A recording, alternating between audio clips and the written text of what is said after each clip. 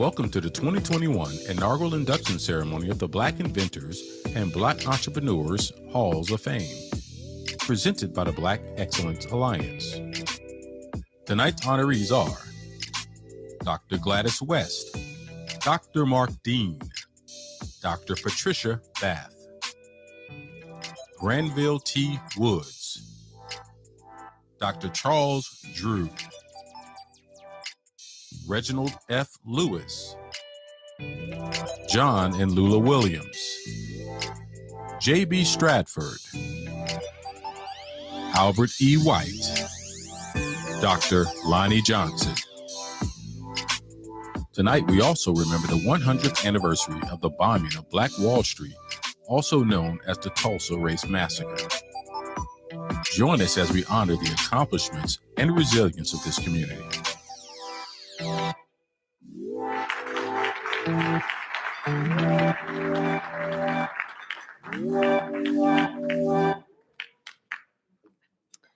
Good evening, everyone. Gosh, what such beautiful people in this room. I'm loving this. Well, thank you all so very much for joining us for the Remembering 1921, Celebrating 2021 induction ceremony of the Black Inventors Hall of Fame and the Black Entrepreneurship Hall of Fame. My name is Amanda Chestang, and I am the Diversity Officer at the University of Tulsa. This past year, I have had the pleasure of collaborating with the Black Entrepreneurs Hall of Fame, the Black Inventors Hall of Fame, and the Black Excellence Alliance to host the Black Wall Street, the Past, Present, and Future of Black Excellence speaker series as a prelude to this evening's ceremony. It has been a true privilege to interview Black leaders, entrepreneurs, and inventors alongside Dr. Dale Caldwell. Please join me in welcoming Dr. Dale Caldwell to the stage.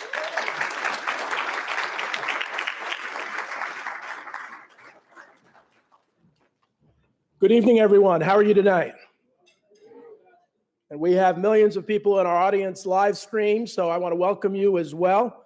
Again, my name is Dale Caldwell, and on behalf of the Black Excellence Alliance, I'd like to welcome you to the 1921 Greenwood 2021 Black Excellence celebration tonight. So first, as I talk, I'd like to call up Marie Espinazo from For Insight, our presenting sponsor. And so as I do that, I want to talk a little bit about why we are here and how we got here. So one of the things that people don't think about is that tonight, May 30th, is the last night, exactly 100 years ago, that the Greenwood section of Tulsa, Oklahoma, was the wealthiest Black community in the world. Tomorrow, 100 years ago, racist, white supremacists, with the collusion of the government, destroyed this through bombing and attacking by foot. So we're here tonight to remember the victims of that, but also to celebrate the excellence that was Greenwood. So I want to embarrass someone, that a fellow Princeton alum, John Rogers, and I credit John for us being here tonight. So it was October 3rd, 2019, and Craig Robinson, who was a great coach, but also Michelle Obama's brother, was organizing an event for Black Princeton alumni. And because I teach at Fairleigh Dickinson University, I was asked to do research on Black entrepreneurship. And so I did research, and the story of Tulsa moved me to tears. And I made my presentation, and afterwards, John was the featured speaker, and John probably doesn't remember that. We sat, and I was talking, and said, John, what about Tulsa? He said, Dale, you know, J.B. Stratford was my great-great-grandfather. And in that instance, I said, May 30th, 2021, we need to do something. And so I founded the Black Entrepreneurs Hall of Fame. I founded the Black Inventors Hall of Fame. You're going to meet the extraordinary executive directors. And really said, we need to do our inaugural induction ceremony on this night to really honor those individuals who are excellent. And some of them were the architects of the Greenwood section. So with that, John, I want to thank you publicly. You'll be up here later. And now I want to bring Marie up, who just has a quick word of welcome as the presenting sponsor. Please give her a round of applause.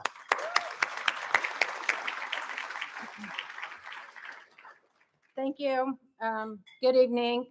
It is such an honor to be here tonight and have the For Insight group represented as a sponsor here.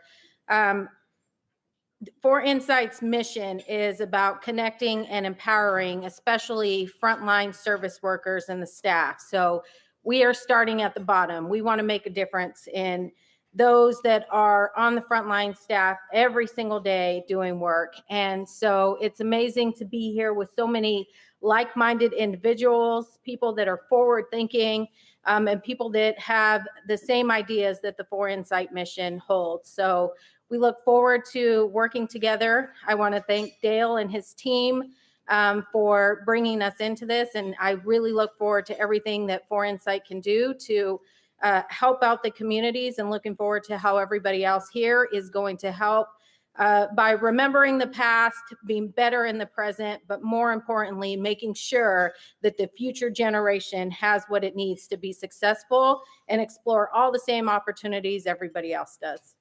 Thank you. Marie, thank you. Thank you very much. And one final thing before I ask Amanda to come up is that this event was put on by volunteers. That we, utilizing Zoom over the last 10 months, have planned this event. We actually met for the first time yesterday in person. So we've taken advantage of this and done this all with volunteers. So there's a real power in this. So Amanda, if you come back up. Thank you.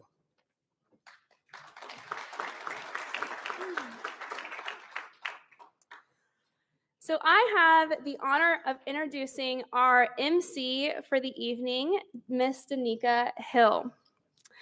Danica Hill is a reporter and producer at Tulsa's News Channel 8. Danica is a Tulsa native and a graduate of Booker T. Washington High School. Upon completion, Danica received a bachelor's degree in broadcast journalism from Langston University in 2016. Danica then went on to work as a morning show producer here in Tulsa. From there, a reporter and anchor in West Texas before returning to Tulsa in January 2021. Danica's passion is seeking change by telling the stories of those who feel voiceless and sharing it with the masses. Please join me in welcoming Danica to the stage.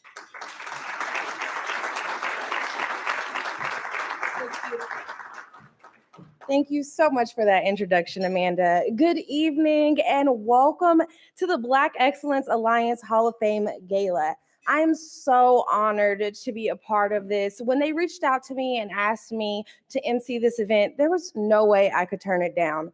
When I returned to Tulsa back in January, my goal was to be a part of the Black community and to elevate our community as much as I can, and that's exactly what we're doing here tonight. We want to begin tonight with a prayer from Reverend Keith Davis. Davis is the pastor at Evangelism Today Christian Church in Camden, New Jersey, and is celebrating 45 years in the ministry. Davis is the president and CEO of Quinona Family Life, which operates the Camden Dream Center, a community development corporation that focuses on workforce development, STEM practice, and research. In 1987, he founded and grew a company in New Jersey that offered technology and security services. In 1992, he became a certified contractor with the U.S. Small Business Administration. And in 1998, he received the prestigious U.S. Small Business Administration Small Businessman of the Year Award. He is the director of the Camden Dream Center Technology Training School, and that school is a Cisco Networking Academy support and instruction training center and supports academies all around the world. Pastor Davis is also a member of the board of the Black Entrepreneurs Hall of Fame. Ladies and gentlemen, Reverend Keith Davis.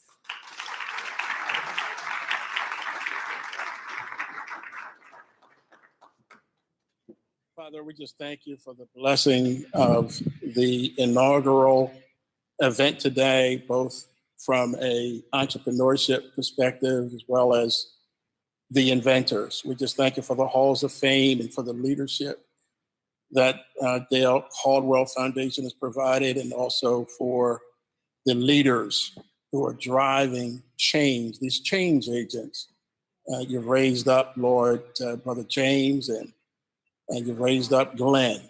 And they're doing an extraordinary job. We just pray that you continue to bless them throughout the course of this day as we commemorate the 100th year of the massacre in Tulsa, Black Wall Street.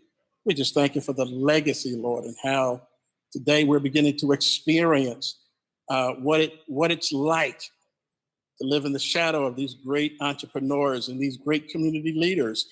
And we're seeing a spark today that will result in great change and transformation across the landscape of this country. So we just honor you, Lord, and thank you for the blessing of this event today. In Jesus' name, amen.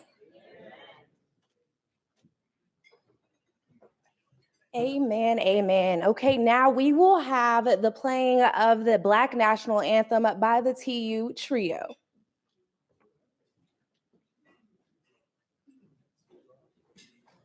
Please rise.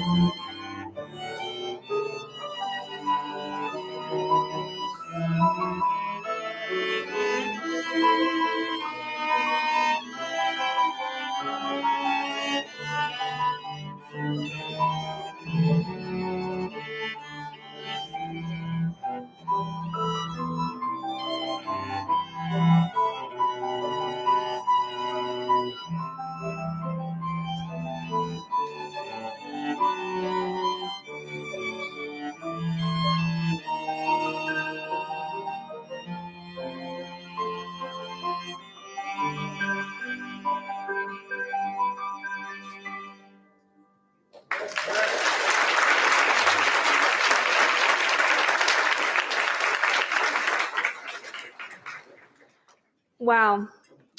Thank you, TU students and TU Trio, for opening up the evening and gracing us with that wonderful and truly exceptional musical performance. Well, what a year it has been. So I do want to be completely transparent with all of you here tonight. When we began planning this event, when COVID-19 cases were still at an all-time high and there was no inkling of a vaccine, I was truly doubtful that we would be able to come together and recognize this historic and monumental moment in the way that Greenwood deserves.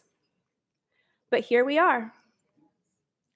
Our presence here tonight and throughout the Centennial Weekend is a true testament that we as a community can come together and demonstrate fortitude to recognize the city's history and honor the continued legacy of Greenwood. By now, you know that Greenwood was a thriving and successful Black community. And many of you may know the incident that occurred between Sarah Page, a 17-year-old white elevator operator, and Dick Rowland, a 19-year-old shoe shiner. And after years of racial tensions and jealousy, their interaction was ultimately the trigger that led to what we know as the 1921 Tulsa Race Massacre. But Tulsa's Greenwood District and this community's story is much more than just that. It didn't just start as a concept and end after the massacre. What many people may not know is, how did Greenwood become Black Wall Street? What made Black Wall Street so successful? What was a vibrant atmosphere of this community? And in recent years, Tulsa's Black Wall Street revitalized the conversation surrounding actionable justice and change. But why are these conversations just hitting the mainstream 100 years later? Now, I'm not going to go into a whole dissertation here, although I do think it would be a good one as a master's, a history of masters. But for me, I really think it's important to be aware of some of these various elements in order to comprehend how deeply embedded this community is to our nation's history, and how we can actually use Greenwood as a framework to build up and support minority communities as they build their empires. I like that word, empire. I use the word empire because Tulsa's Black Wall Street was truly that, a mecca or realm, if you will, of Black prosperity with its own system and structure. The Greenwood District, prior to the 1921 race massacre, was a thriving community. Initially, Greenwood was established on what is known as Indian territory, as tribes were forced to relocate from their homelands. Some Blacks, many of whom were former slaves of various tribal nations, had integrated into tribal communities, which allowed them to acquire land allotments through the Dawes Act of 1887. This resulted in Oklahoma becoming home to many Black townships after the Civil War. One of these townships, now called Tulsa's Black Wall Street, was created after O.W. Gurley, a wealthy Black landowner, bought 40 acres of land in 1906 and founded what was to become Greenwood. Some have referred to Greenwood as a community built by Black people for Black people. And this mentality is what O.W. Gurley upheld and respected. Being the entrepreneur that he was, O.W. Gurley developed and ran many of Greenwood's first businesses, and he even offered loans and ownership of some of those businesses to fellow Blacks within the community. And this caused a domino effect. Black families were working together to build Black wealth for the community as a whole. And thus, Black Wall Street became a true reflection of a community-based ecosystem, where the Black dollar circulated 36 to 100 times before leaving town, meaning that a dollar could circulate within Greenwood for an entire year before it left the community.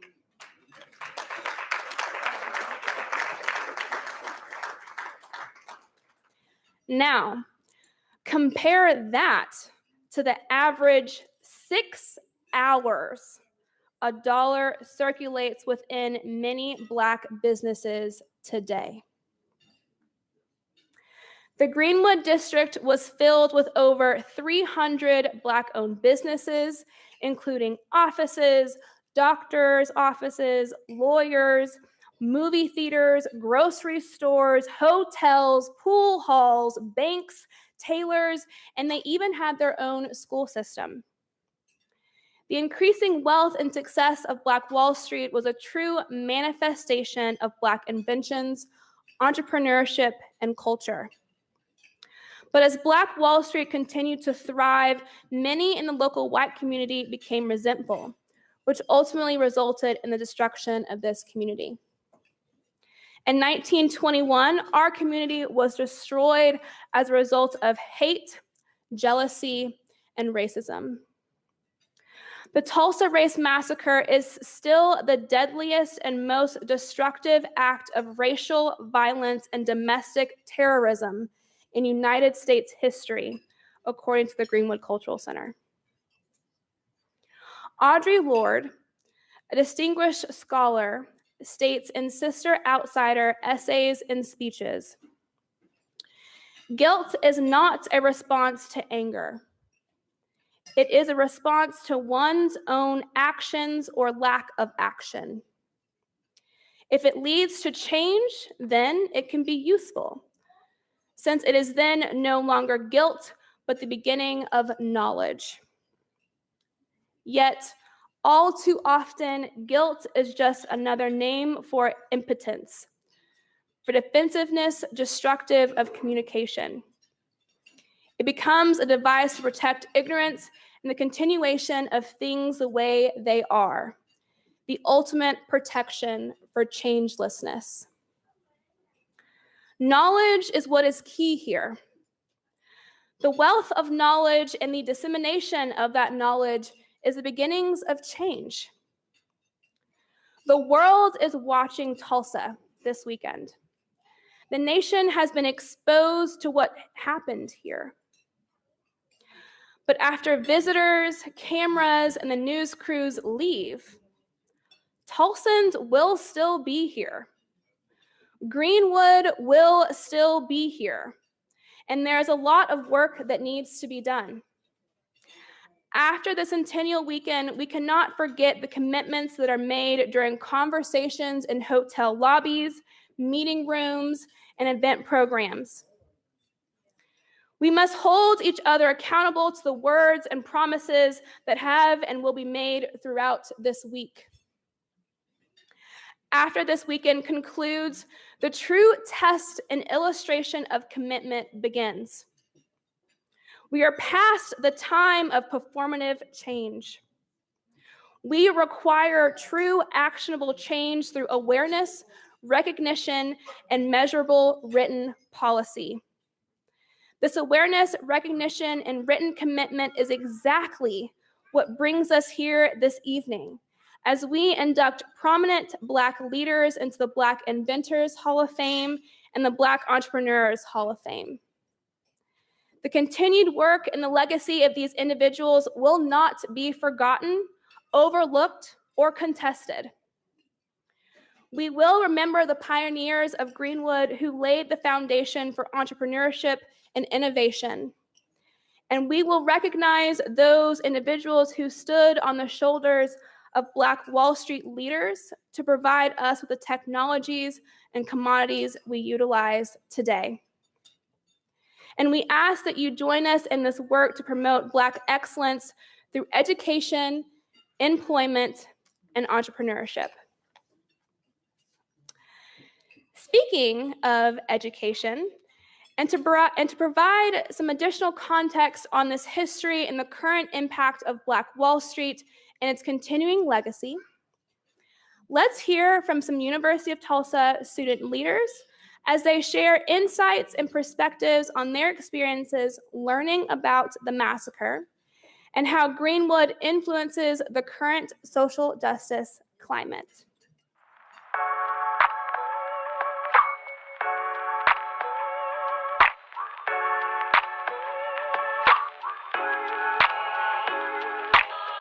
What comes to mind for me when I think of Black Wall Street is Black excellence, Black communication, Black success. There's so many things that Black Wall Street exemplifies for us as a community and for Tulsa. There's so many things that Black Wall Street changed about the way we knew life and then the life that we know after it. I know that the race massacre stemmed from hate, and I know that the community of Black Wall Street was thriving Black people in one area, beautiful place to be, because of hate, it was burned down. I know that we've been in the process of rebuilding, we as in like the Black community and other allies, helping to build what was already in place. So something that I learned about Black Wall Street while going to TU is just its significance. So being from Tulsa, I had heard about Black Wall Street, but I'd never really realized how big it was and the impact that it really had on the greater Tulsa community. Well, I wasn't made aware of the massacre until about 9 months ago. I'm originally from Houston, so I had no formal education of what happened here. I actually found out about Black Wall Street and the burning of Black Wall Street and the race riot and everything when I was in 2nd grade, and that made me want to come here actually. So it fired me even at a young age to want to come to a place where I know there has been racial unrest and come and make a difference. So that's how I felt. So I felt like there's work that needs to be done and I want to do it. It's really important to know that history. That history is what the foundation of Tulsa is built on. It's what changed our whole community. And so without knowing that history and without remembering it, how are we able to move forward? We're supposed to be able to look back at history as examples of what we should and shouldn't do in our future right now. This is our time now to have our activists for the change that we need to see. There's more things that are going on that we need to fight for, and if we don't fight now, it's only gonna get worse. And we don't wanna go back, we wanna go forward. I think that we have systemic racism still in Tulsa because we're still a city divided. There's a lot of things that we haven't fully addressed currently happening right now that we need to change to be able to grow together as a city. Without being able to communicate and understand our differences, we'll never be able to advance into the city we could be. It's good to see kind of starting the process of recovery and reconciliation and just kind of trying to rebuild what was lost. I think there's a lot that's been done, but I don't think there'll ever really be enough. There's so many things that we still haven't discussed. I mean, I go to school with people who have never even heard of the 1921 massacre. So I feel like we're not educating the Tulsa community or the US community in general. I think people are as ready as they're ever gonna be to have that type of conversation, which I think is important. I think that in a different time, it wouldn't have been looked upon as like productive to talk about the past and how it significantly affects us now.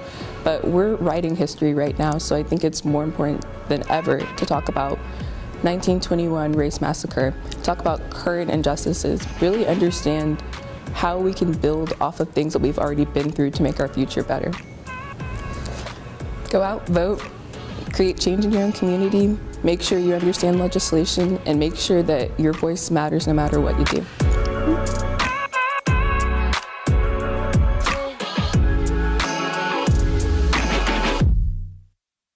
To continue this conversation on the importance of Tulsa's history and what Black Wall Street represents for today's youth, I have the absolute honor of introducing TU student Helena Singleton.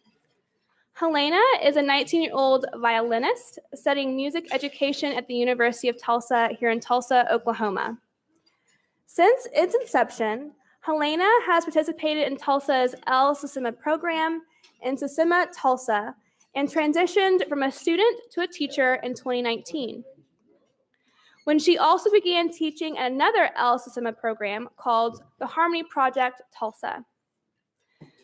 Since beginning private lessons in 2016, Helena has participated in Oklahoma's All-State Orchestra, Oklahoma Summer Art Institute at Quartz Mountain, Yola National Festival, and was a member of the Yola National Institute, traveling to Scotland and London, working with other passionate young musicians. Please welcome to the stage Helena, as she will share her unique perspectives on the generational significance of the massacre and the resilience of Greenwood from her own family's experiences as descendants of this thriving community.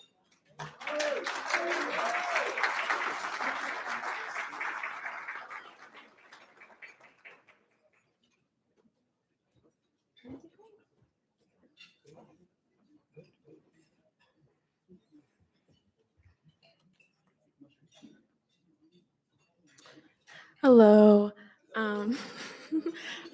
I am Helena Singleton.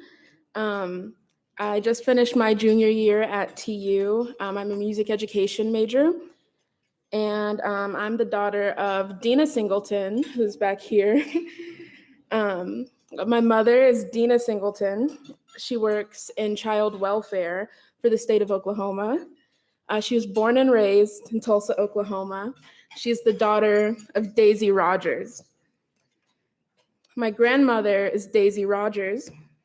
She was a secretary for the Oklahoma Highway Department for quite a while in her life. She was in the relocation department, and she was actually part of the process of putting in the interdispersal loop in the Highway 75 North, which went straight through the Greenwood district. She and many other North Tulsa residents tried to stop this, and it went through anyway. So I'm sure many of you might have even driven on it to get to this very event. No overpass was built, and it significantly cut off resources and access for those who lived in North Tulsa near the Greenwood district at the time. She was also born and raised in Tulsa, Oklahoma, and she was the daughter of Juanita Scott Perry. My great-grandmother is Juanita Scott Perry. She worked at the Hillcrest Hospital in the housekeeping department, and her son, Lewis, was the first Black baby born in that hospital. My great-grandmother, Juanita Scott Perry, she was born in 1919, born and raised in Tulsa, Oklahoma, and she was a survivor of the Tulsa Race Massacre. She was 2 years old when the Tulsa Race Massacre occurred.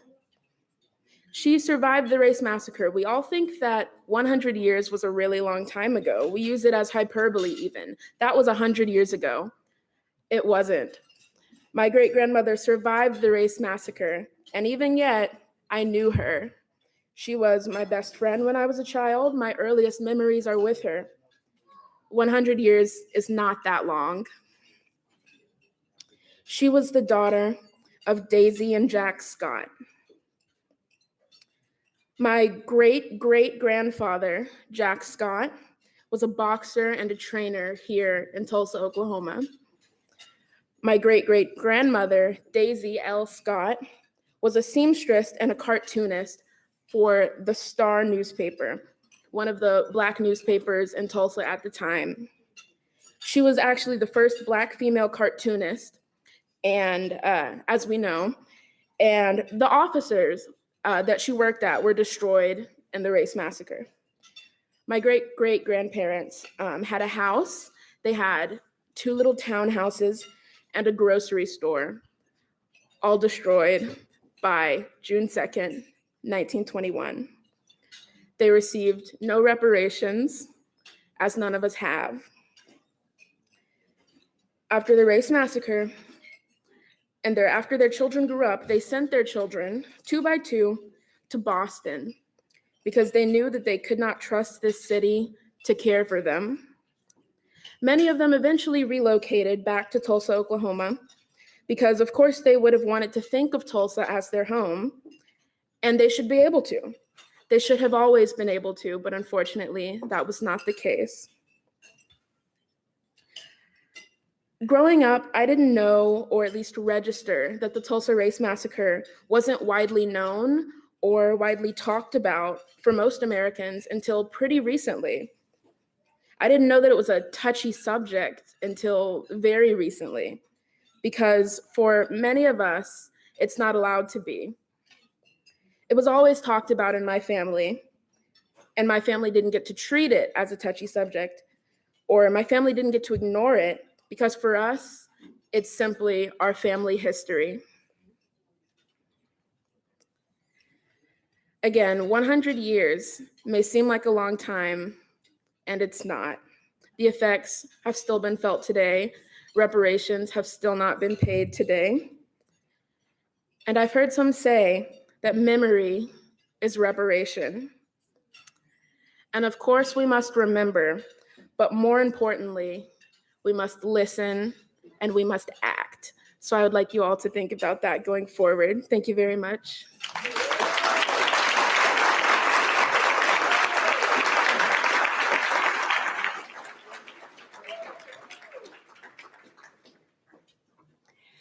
You know what? Let's give another round of applause for Helena.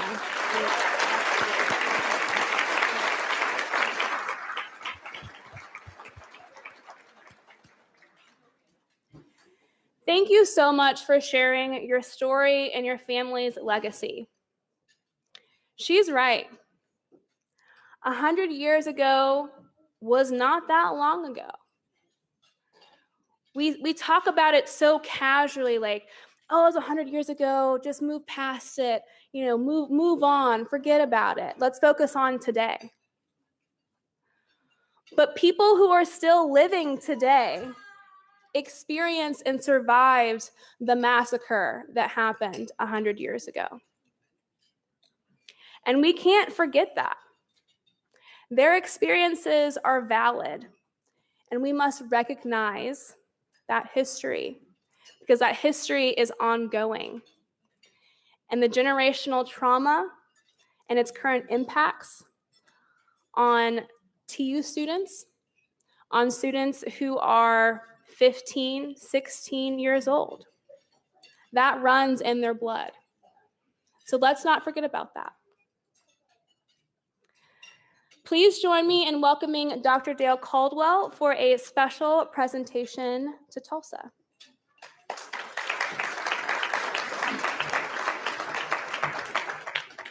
Thank you, Amanda, first for your powerful words.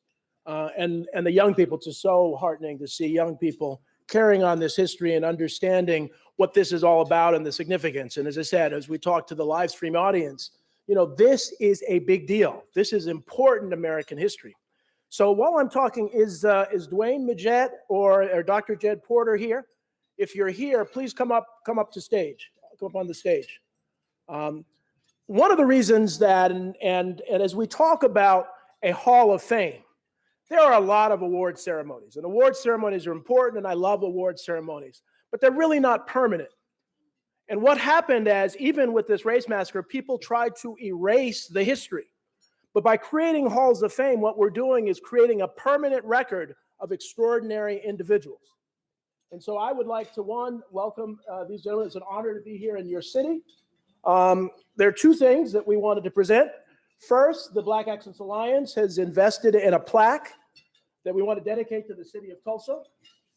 And I'll read it. We, the Black Excellence Alliance, stand proudly with you as we recognize the brave men, women, and children who endured the Greenwood Race Massacre 100 years ago. We're encouraged by their perseverance and are led to pursue the ideals and values exemplified by the legendary entrepreneurs of Tulsa's Greenwood District, which, as the wealthiest Black community in the U.S., was frequently called Black Wall Street.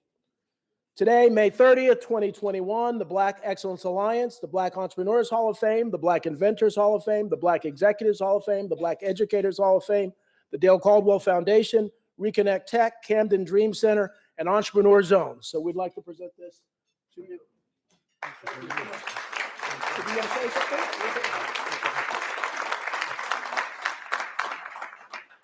Second, we found out that you have the same passion for Simon Barry here, and an extraordinary example of Black excellence.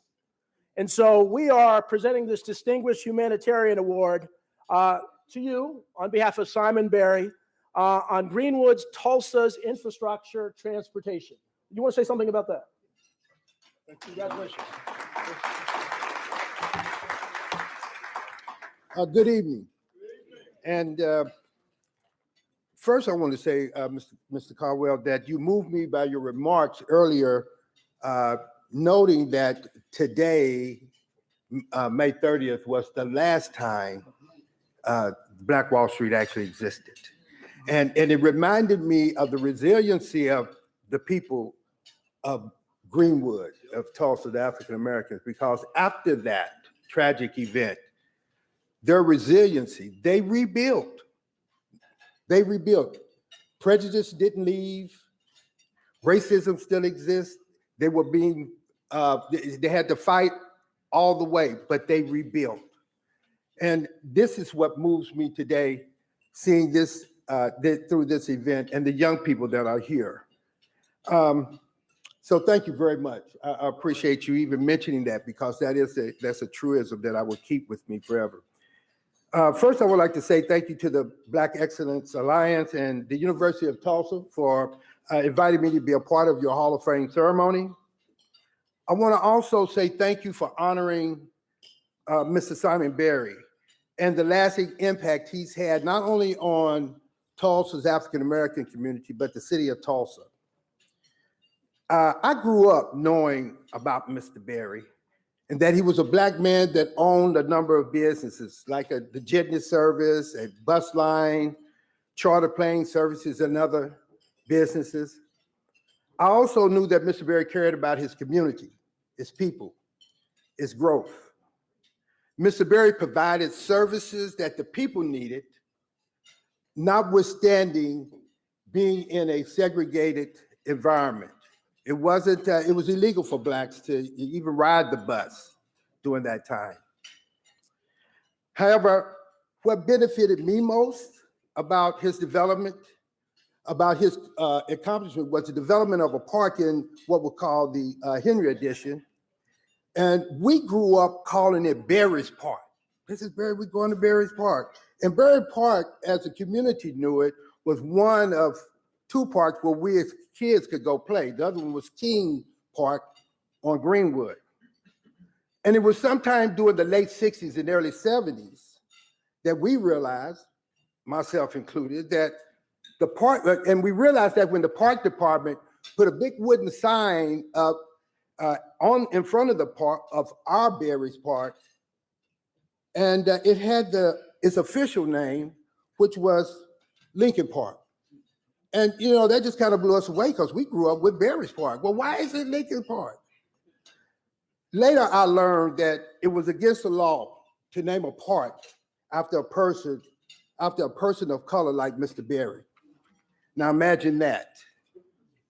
That's why this public recognition of Mr. Berry and his many accomplishments through his life for this community means so much to me as a native Black Tulsan who knew and learned of the lasting legacy that Mr. Berry left all of us. So again, thank you so very, very much. I appreciate that in the honoring of Mr. Berry. Thank you. Just want to thank you. They're just wonderful representatives of the city. So before I turn over to Nika, I want to recognize some of our celebrities here are going to come on stage because they're part of the families receiving awards. But we have the honor of Congresswoman Sheila Jackson Lee from the Houston area. Sheila, thank you for coming. Thank you. And another honor, Benjamin Crump, who is the lawyer for the George Floyd family.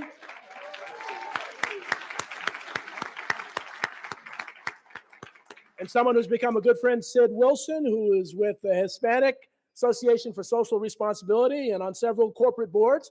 Sid, thank you for coming. And you'll meet a few other people as we go along. So Danica, I'll turn it back over to you. Thank you.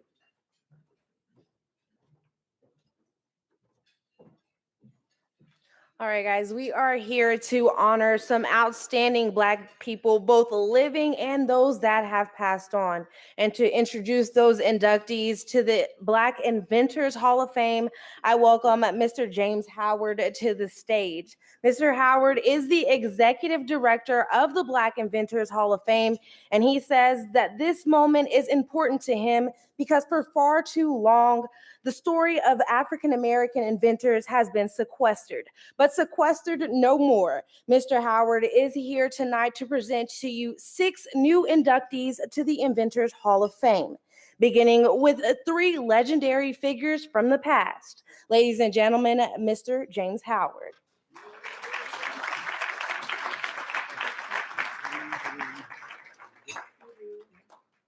Welcome, everyone, and good evening. As Danica made note, I am the director and the executive director of the Black Inventors Hall of Fame, and it has been an absolute pleasure and a joy, a real passion what I call a move to the second mountain, a calling. And I've been called right now to inform you of something very important about a certain year. That year is 1941. You see, in 1941, George Washington Carver was dubbed by Time magazine as the Black Leonardo. Bite on that, 1941. Yet 75 years later, that same magazine would not give mention to Carver as they listed their top 100 American inventors over the past 100 years. Which begs the question, if our best isn't good enough, then what is? Then what is? You see, Carver is one of 6 charter members, right, that forms the basis of the Black Inventors Hall of Fame. He is joined by Lewis Latimer, inventor of the carbon filament light bulb, by Elijah McCoy, whose auto lubricating oil cup transformed the railroad industry. Those guys are joined by Sarah Boone, who put the Murphy in the Murphy bed before Murphy did. All right? Remember that. And those 4 are joined by Benjamin Montgomery, who, as a slave to Jefferson Davis, invented a steamboat propeller, but was denied a patent because he was Black, and slaves were not allowed to own patents. And bringing up the rear is Onesimus. Onesimus. A 1721 African slave who plain and simply folk invented vaccines. All right? He invented vaccines. That's right. Let's get an applause for that. He gave the world his first vaccine, yet credit is given to an Englishman by the name of Jenner 70 years later. Okay? So these 6 make up the charter membership of the Hall of Fame. And these remarkable inventors will be joined tonight, as our MC made note, by 6 other inventors, beginning with the 3 from the past and 3 from the present. But before I share the new inductees with you, I'd like to introduce you to Brother Keith Holmes. He is the leading authority and author of the best book on Black invention, titled aptly Black Inventors. His book took over 20 years to complete.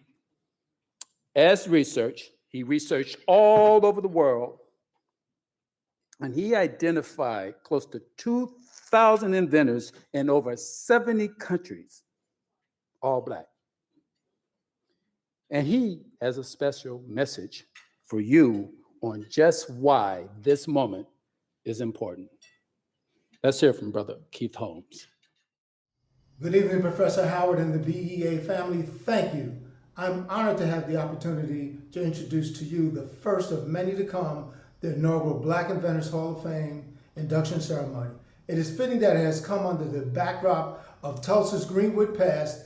Each of the inductees tonight embodied the very essence of innovation and entrepreneurship that those great men and women of Black Wall Street shared. I am going to take a few moments to explain to the audience why this moment is so special and very much needed. Let's be very clear. Innovation and inventions by Black men and women have generated hundreds of billions of dollars in revenue, provided millions of jobs globally. Over 30 years ago, I attended an event in Brooklyn, New York, called the African Street Festival.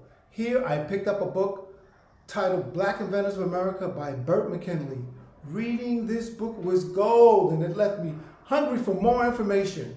Shortly after, I met with my mentor, Dr. Raoul Nefer Ahmed, and it was he who advised me to write my own book about Black inventors. This conversation sparked a 20-year odyssey full of research findings of over 15,000 innovations and inventions by Black men and women from over 70 countries and 5 continents. This includes finding innovations and inventions patents, and trademarks by such notables as Muhammad Ali, Dr. Patricia E. Bath, Dr. George Washington Carver, Sarah Good, Whitney Houston, LeBron James, Michael Jordan, Lewis Lattimore, Bob Marley, Frederick McKinley Jones, Elijah McCoy, Madam C.J. Walker, Serena and Venus Williams, just to name a few. Our research had cited that the first African-American, Henry E. Baker, a United States naval attendee and patent examiner who documented hundreds of inventions by Black men and women. His research opened the door to the idea that people of color were inventing and filing for patents on a global level. Over the last 500 years, Black people from Africa and their descendants have fully participated in the development of the world's agriculture, building and construction, business, computers, medical, music, sports, transportation, and scientific innovations, just to name a few. Without these innovations, inventions, and labor-saving devices, civilization as we know it cannot exist and flourish. It gives me great pride and an honor to be a part of a ceremony with historic significance to acknowledging Black excellence through invention and innovation. I will leave you with this quote: people who think they can change the world are the ones who do. And I might add, a big component to inventing is your imagination. Thank God and thank you. Tonight, I am honored to make the very first inductee an individual that, to me, becomes the poster child for Black invention. To me, becomes the individual that I think best exemplifies genius, best exemplifies education, best exemplifies persistence. And this brother is the only man on the face of the earth who faced Thomas Edison, a man who made that 100 greatest inventors of American history front cover. He beat Thomas Edison in court not once, but twice for claiming his invention. Let's get an applause for that. Granville T. Woods, they called him the Black Edison. He was the first African-American mechanical and electrical engineer after the Civil War. He was self-taught. He concentrated most of his work on trains and streetcars. One of his notable inventions was a device he called the synchronous multiplex railroad telegraph, a variation of induction telegraph which relied on ambient static electricity from existing telegraph lines to send messages between train stations and moving trains. As I told you before, he fought off Edison twice in court and won over his induction telegraph. His work assured a safer and better public transportation system for the cities of the United States. He also invented and patented tunnel construction for electric railroad systems, and in fact, was credited, listen to this, with helping to shape the New York City transit system. And I'm telling you, I'm from Jersey, so I can tell you firsthand just how complicated a task that was, okay? And in 1884, Woods received his first patent for a steam boiler furnace. And in 1885, Woods patented an apparatus which was a combination of a telephone and a telegraph. The device, which he called telegraphony, would allow a telegraph station to send voice and telegraph messages through Morse code and over a single wire. He was also the inventor of the third rail for electrified trains. You see, now I've been thinking to myself, why is it important for me to make him my very first official inductee? But I went a little bit beyond just answering that question. I bartered with an industry partner by the name of National Inventors Hall of Fame, right? Who in 1973 started a Hall of Fame and took 17 to 19 years before placing their very first Black inventor into their Hall of Fame. But as the sister made note during the Collegiate Challenge, Ms. Shannon Wright with her song, people, a change has come. A change has come. And they now have numerous Black inventors. And I am privy to some information that I won't share with you right now, that more are coming. Amen. More, way more are coming. So it is my absolute honor to have Mr. Granville T. Woods come up. And ladies and gentlemen, listen to this. I could not think of a better person to step up right now, because if Granville T. Woods comes up and step up, I'm gonna get out of this room because he's been gone for quite a while. But I cannot think of a better person to step up right now to receive the Woods Award than a Mr. George Smith. You see, he is a much accomplished engineer himself and the founder of NSBE, right? The National Society of Black Engineers. And in 1975, he and 5 other engineering students got together and formed the National Society of Black Engineers at Purdue University. And George affectionately referred to the group as the Chicago Six. There's a movie coming out of that, George. Trust me, if they can do a Chicago 7, they can do a Chicago 6. All right. So George, why don't you come on up and accept this award?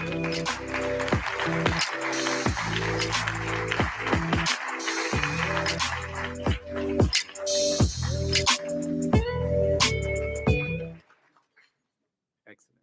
And I've asked Mr. Smith to share a few words with you. Well, I want to, first of all, thank you for inviting me. This is quite an honor to be asked to come up here and accept this award in the name of Granville T. Woods. Granville T. Woods is one of my superheroes.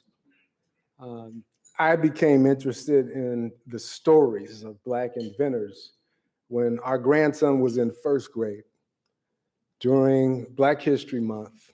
And I could just tell that the discussions about the Underground Railroad and so forth were a weight that he was carrying. And so during the course of our conversation about the Underground Railroad, I said to him, did you know that there was a boss who was an inventor, and his name was Thomas Jennings, and he became wealthy because he invented the dry cleaning business. He is in the National Inventors Hall of Fame, and he was a funder, an abolitionist and a funder of the Underground Railroad. And I tell you what, if you could only have been sitting at the kitchen table with me to see my grandson's body posture change when he heard the story of, and he was kind of slumped down, he sat up straight, his chest stuck out, and he began to smile. And I knew at that time that this is what we need. Thank you.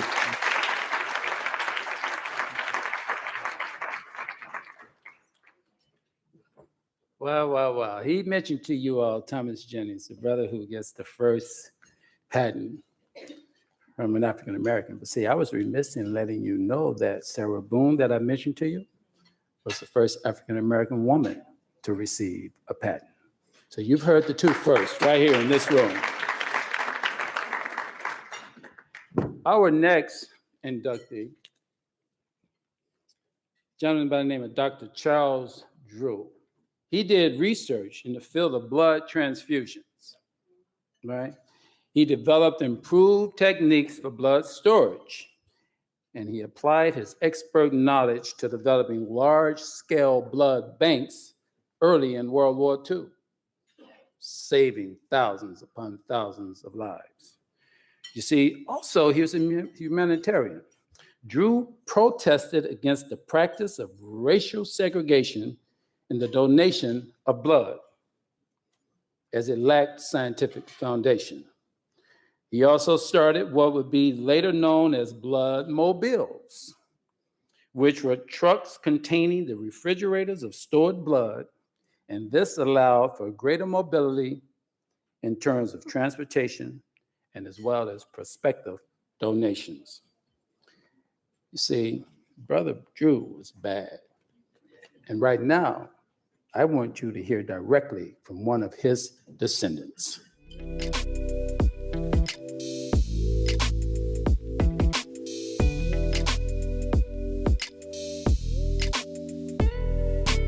Hello, my name is Valerie Drew. I am honored to receive this prestigious award on behalf of my late relative, Dr. Charles Richard Drew.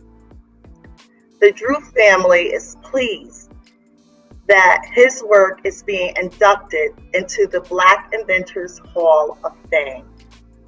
His invention to safely store blood allowed for its transportation and the development of blood banks, which has saved millions of lives. He was the first African American examiner on the American Board of Surgery. Today, Dr. Drew's name is honored by more than 12 medical schools and institutions of higher education and numerous K-12 schools. The Drew name is a symbol of excellence. As an African American Wall Street executive, I would like to comment on the 100th year mark of the Black Wall Street bombing. Ignorance, jealousy, and racism destroyed buildings. Education, determination, and excellence is why Black Wall Street not only exists, but will continue to thrive. On behalf of the Drew family, we thank you. I challenge you to be excellent.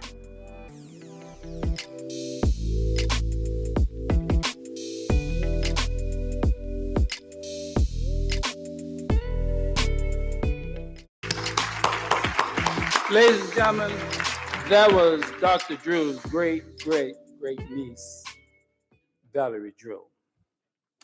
And I am honored to have the opportunity to present this award to Dr. Drew in his work in blood storage, right? To a brother who will bring you the honor of that presentation, Mr. Michael Spears.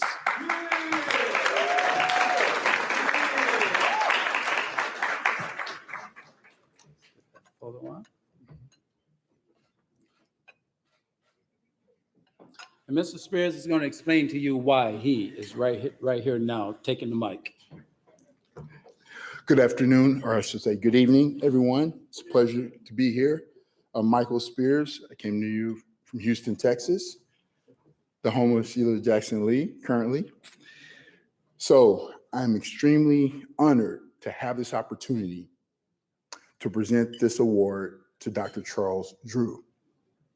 Now, his work in blood storage has influenced me personally in the development of my own invention, which is a surgical tool called the Spearcision. Okay, explain to you a little bit about the Spearcision.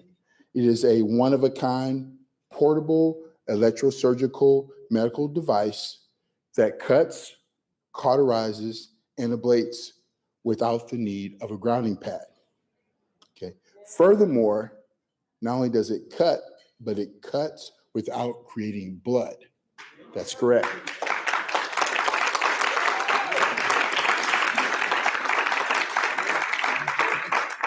So this device has paved the way for bloodless surgery. So I would love for each and every one of you, when you have an opportunity, to go out and YouTube the word Spearcision, which is spelled Spearcision.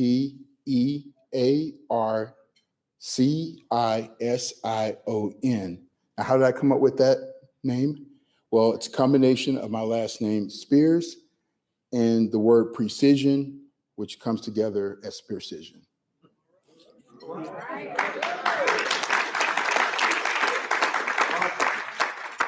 So, and now I would love to have the pleasure of presenting this award to Mr. George Chastain. Now, Mr. Chastain is a member of the Omega Psi Phi fraternity, as was Dr. Charles Drew. So he's going to come up and accept this award on his brother's behalf.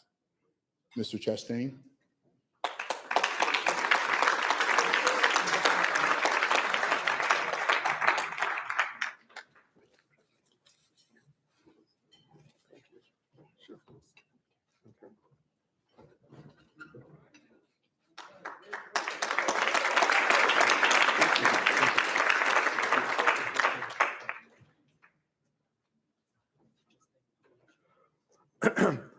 Thank you, Mr. Spears, for that invitation. Thank you so much, everybody, for coming out tonight. Dr. Charles Drew saved millions of lives with the invention of blood plasma, blood transfusions. Sadly to know, guess what he died of? Dr. Charles Drew died after inventing blood transfusion of a denial of blood transfusion. That's why he died. So on behalf of Dr. Charles Drew's family, members of Omega Psi Phi fraternity, I put that plug in there. I humbly accept the award for the Drew family. Thank you.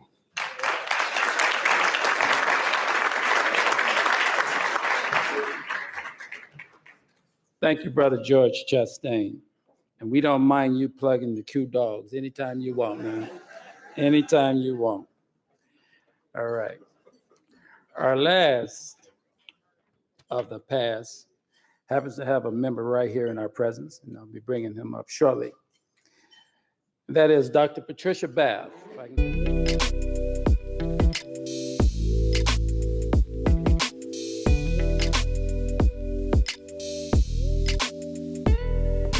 You see, Dr. Bath is an ophthalmologist, inventor, humanitarian, and academic.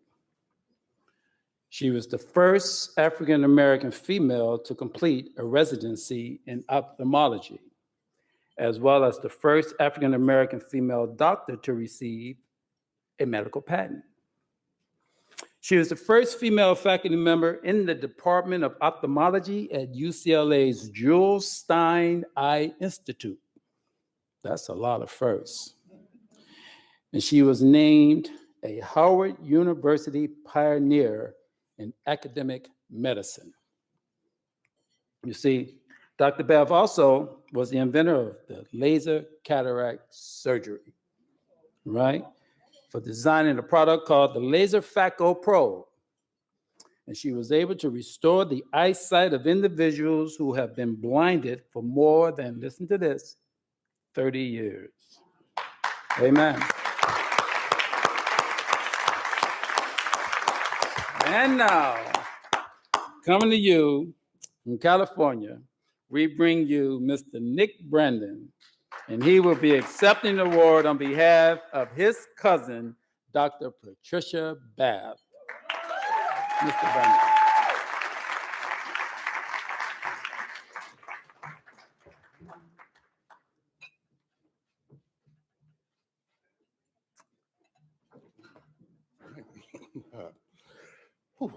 Good evening, everyone. And I've said it before and I'll say it again. My God, what a room. What a room this is. Just wow. So yeah, my name is Nick Brandon. Dr. Patricia Bath was my father's first cousin. Their mothers were sisters. And that's been an interesting thing to think about, as I never knew my grandmother. So Pat's mother, my Aunt Gladys, was one of the few connections that I had to her, who knew our family history, as is the rest of her immediate family. So what can I say about Pat that you don't already know? One of Harlem's brightest, second generation out of slavery, first generation off the farm. So many firsts. We've heard some of them, so I will not repeat, but first woman member of the Jules Stein Institute, and the list goes on and on. She was brilliant. She was beautiful. And she was bad. She was real bad. Whether it be climbing K2, yep, she did that, or speeding on the road in her red Tesla, Yes, she was all of those things, but mostly she was curious. A curiosity nurtured by her family, a curiosity which led to her to discover so many things, a curiosity that helped her community and so many around the world. And most important of all, a curiosity that inspires us to settle for nothing but our best, so that while she has so many firsts in front of her name, she won't be the last.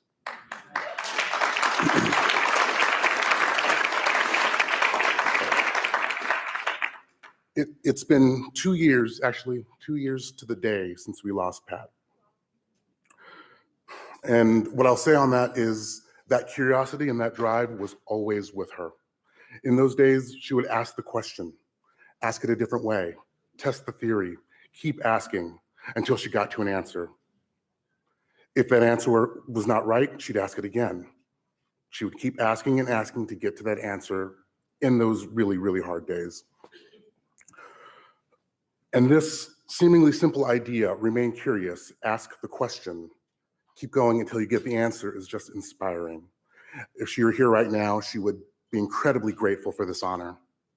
She would thank her daughter, Dr. Erica Bath, who continues the legacy of greatness. Her son-in-law, Alex, her granddaughter, Noah. She would give a huge thank you to her brother, Rupert, who recently joined her, and her nephew, Patrick, and to the rest of our family. And to Noah, to Patrick, to all of us, she would remind us never to settle for anything but our best, and no matter what, remain curious. A curiosity that knows no bounds creates a freedom that no one can take away from you. The family would like to thank the Black Excellence Alliance for all that you do to preserve the legacies of these inventors and entrepreneurs who all too often don't get their due in life. Thank you for highlighting them so we never forget. Thank you.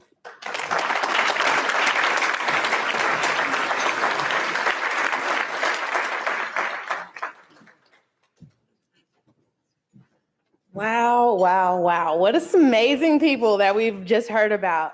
I've always said that one of the reasons I love my job is I get to learn something new every single day. And I feel like sitting over here, I just learned so much about our history. Now we want to move on. Let's give another round of applause for all of those inductees that we just heard.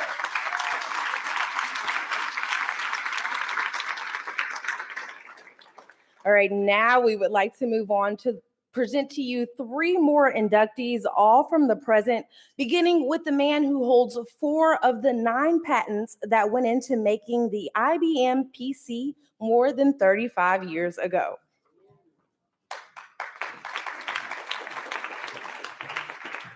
Thank you, Danae. Appreciate that. Now, see, I kept you guys in suspense. I told you I made a wager with the National Inventors Hall of Fame regarding Granville T. Woods trophy, but I didn't tell you what that wager was. You see, that wager is that trophy with his name on it will be the first artifact to be used in their Black exhibition hall due to open up this August and curated by none other than yourself. All right? Right here, than me. And the deal was, if you want me to help you curate artifacts for a Black exhibit, I want my first inductee's trophy to sit in that case, right? So they say, okay. So that case will sit in the exhibit come August for many months. And just as soon as the Black Inventors Hall of Fame have their official museum, I'm getting it out of that case.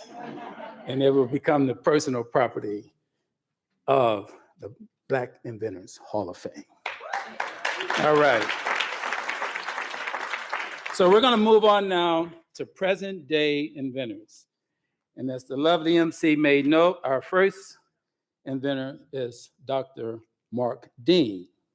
You see, he is a brother that holds, as she made note, 3 of the 9 patents that went into the PC computer, right? And this brother developed the ISA bus, okay?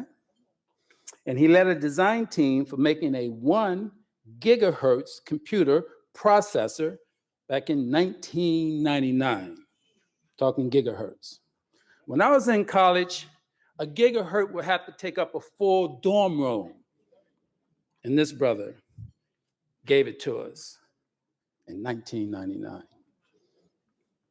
You see, his work led to the development of the color PC monitor. You didn't know that, did you? And plain and simply, this brother is bad. I ain't making that up. I got it right here on a piece of paper.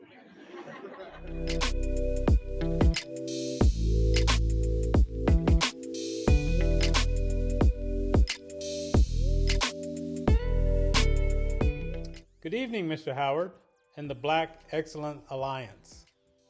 It's a great honor for me to accept this award provided by the Black Inventors Hall of Fame. It is a privilege to be counted among the present-day recipients. I stand proudly alongside such legendary Black inventors like Elijah McCoy, Lewis Lattimore, and George Washington Carver. My success came from the guidance and support I received from my parents and grandparents. Their love and confidence in me put me on the path of creativity and innovation. I love knowledge, discovery, and building new things, especially things that help people enjoy life. Again, thank you, and may God continue to bless the important work of the Black Inventors Hall of Fame and the Black Excellence Alliance.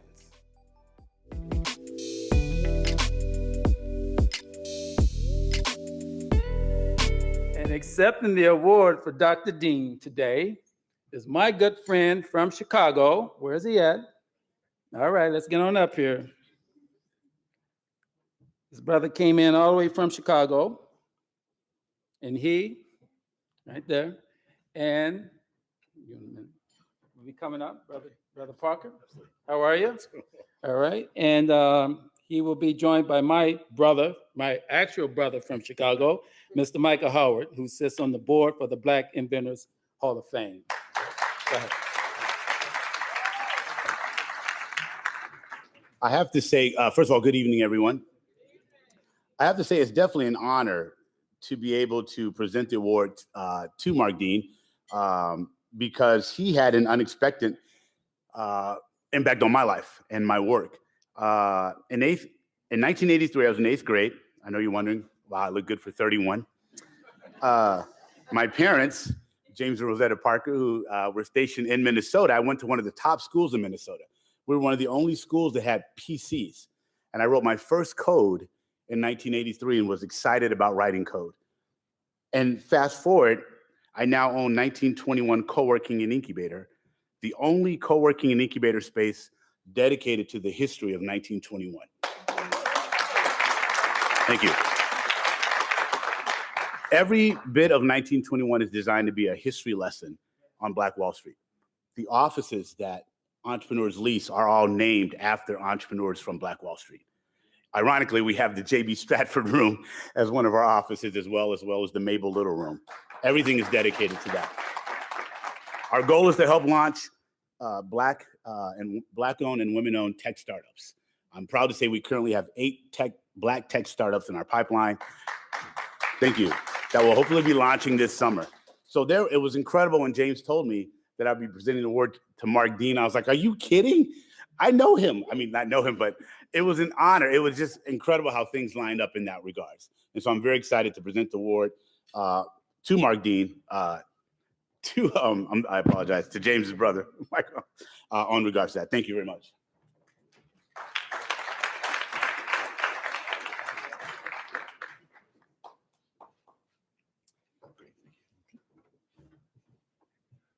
On behalf of Dr. Mark Dean, we greatly appreciate the reception of this great award, and all of those in Chicago who are watching, believe you me, we're really glad to have 1921 in the room because we know about all the great work that he's been doing.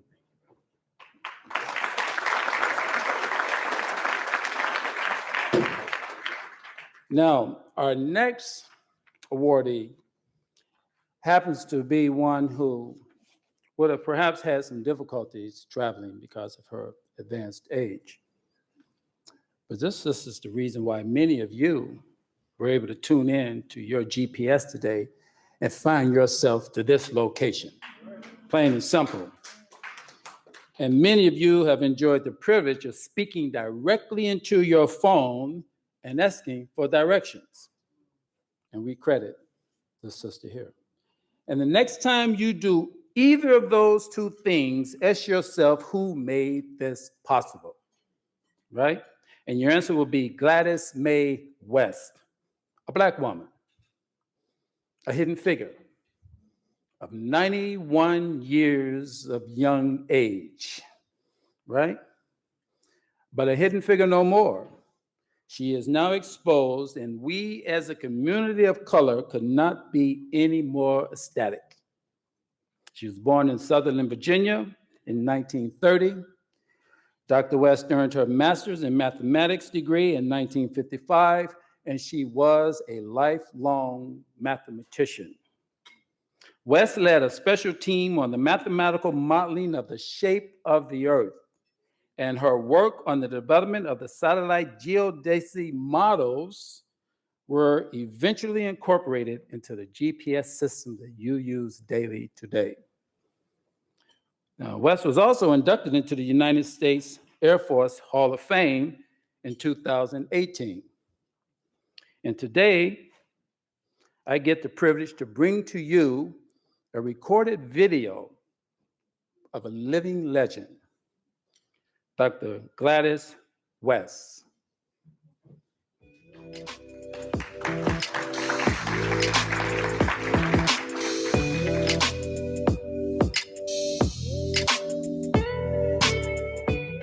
Good evening, Mr. Howard and the Black Excellence Alliance. It is a great honor for me to accept this award provided by the Black Inventors Hall of Fame. It is a privilege to be counted among the first present-day recipients. It means a lot to me to stand proudly alongside legendary Black inventors like Elijah McCoy, Lewis Latimer, and George Washington Carver. During my career, I was blessed with the opportunity to work in the astronautics and satellite division, where I did programming and coding of complex mathematical equations for large-scale computers. These complex equations were formulated by expert mathematicians and physicists. They describe the dynamics of the Earth and satellites and all the variations in space. The most accurate orbit was generated, which was used in the global positioning system. I had no idea that the work that I was doing on the GPS would affect the world in the way that it has, and to this extent. Again, I thank you, and may God continue to bless the important work of the Black Inventors Hall of Fame and the Black Excellence Alliance.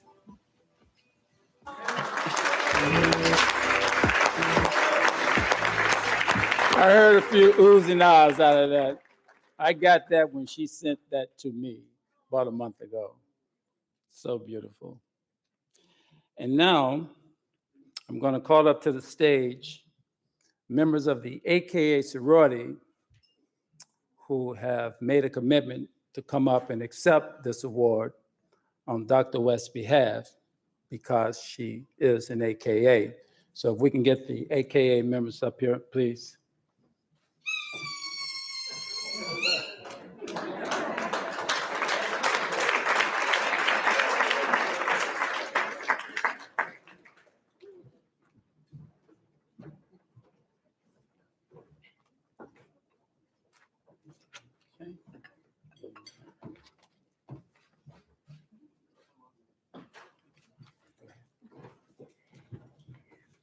Good evening. My name is Tori Cole, and I'm the president of the Theta Xi chapter of Alpha Kappa Alpha Sorority Incorporated at the University of Tulsa.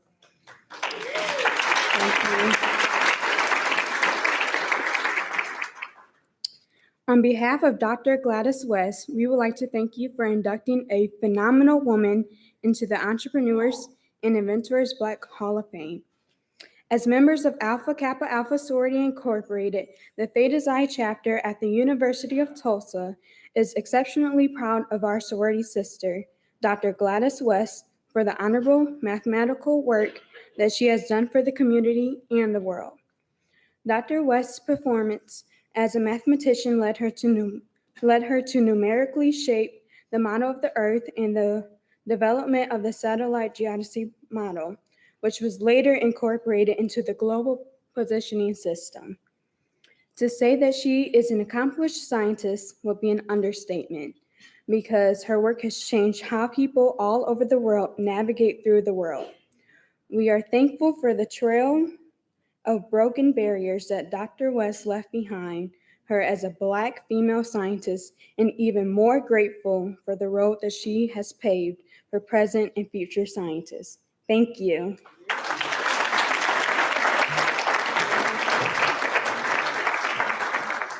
Let's have another round of applause for those inductees. So not only have I learned a ton of history just now, I'm inspired. I'm trying to figure out what I can invent now. All right, ladies and gentlemen, we will now enjoy sounds from the saxophone played by Braylon Dedman.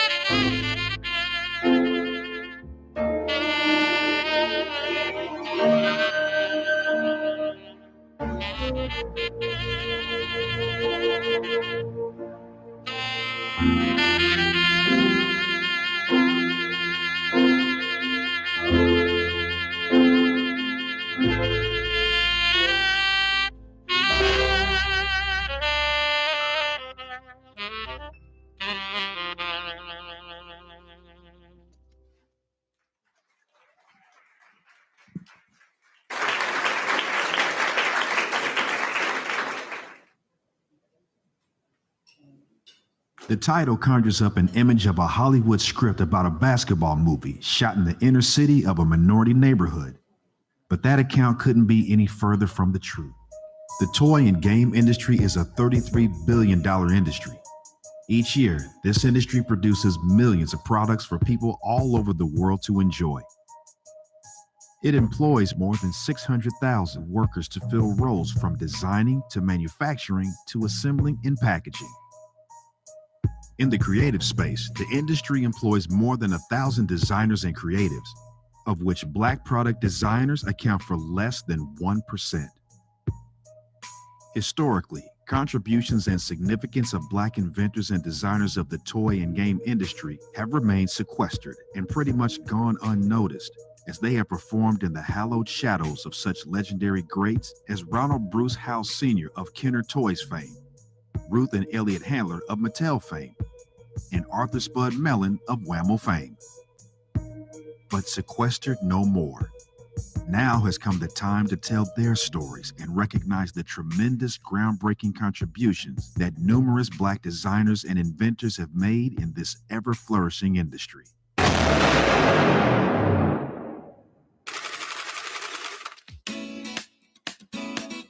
You are CEO of your own business. The most successful game I created is a card game called Phase 10. The Entrepreneur Game, a fun, educational, and interactive game for the whole family. I'm Lonnie Johnson. I'm a nuclear engineer and the inventor of the Super Soaker water gun. We're here with Charles Harrison, industrial designer from Chicago, Illinois. Well, this is our opportunity to teach our children now. Show them that the skills and the talents that they have can be developed into a product, and they can be an entrepreneur. Black Inventors Got Game is about 4 African-American inventors and their groundbreaking contributions to the toy and game industry. Most African Americans that I've run across who love or play Phase 10 are totally surprised to hear that an African American or Black person is behind it. When I was coming up, I've had people tell me that I wasn't going to be anything. There really was an unwritten policy against hiring African Americans at the time. I'm hoping that a lot of the owners of these companies realize that they wouldn't be where they are today if it wasn't for the African American community. My fellow engineers at the time, who were some of the top engineers in the country, obviously, were telling me, "Oh, that won't work, Johnson." Solve the problem, got it working, got it on the spacecraft, and I kind of felt, well, I'm a rat. When I was growing up, as a teenager, as an adult, I had no idea that I would be an inventor, and no idea that whatever I would invent would be successful as well. When I started with Phase 10, I didn't have the money, certainly didn't have the education. I knew nothing about bringing a game to market. When I walked into Kmart's headquarters, which was the largest retailer in the country at the time, I didn't know that this was extraordinary.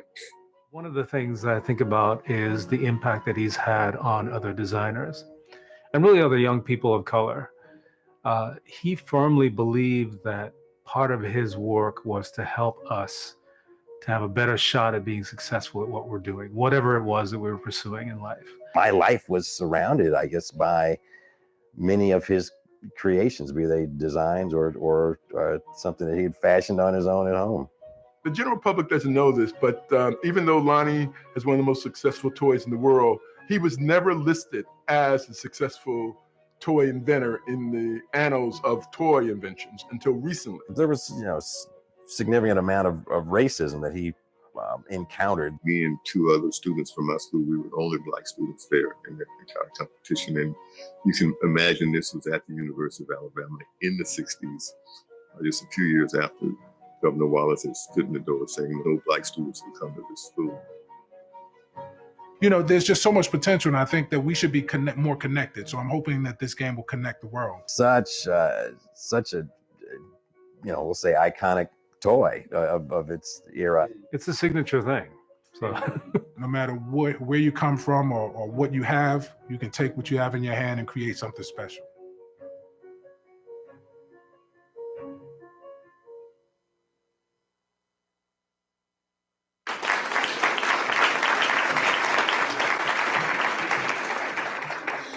All right, now we are going to move on to our Entrepreneur Hall of Fame inductees. But let's first give another round of applause to those inventors.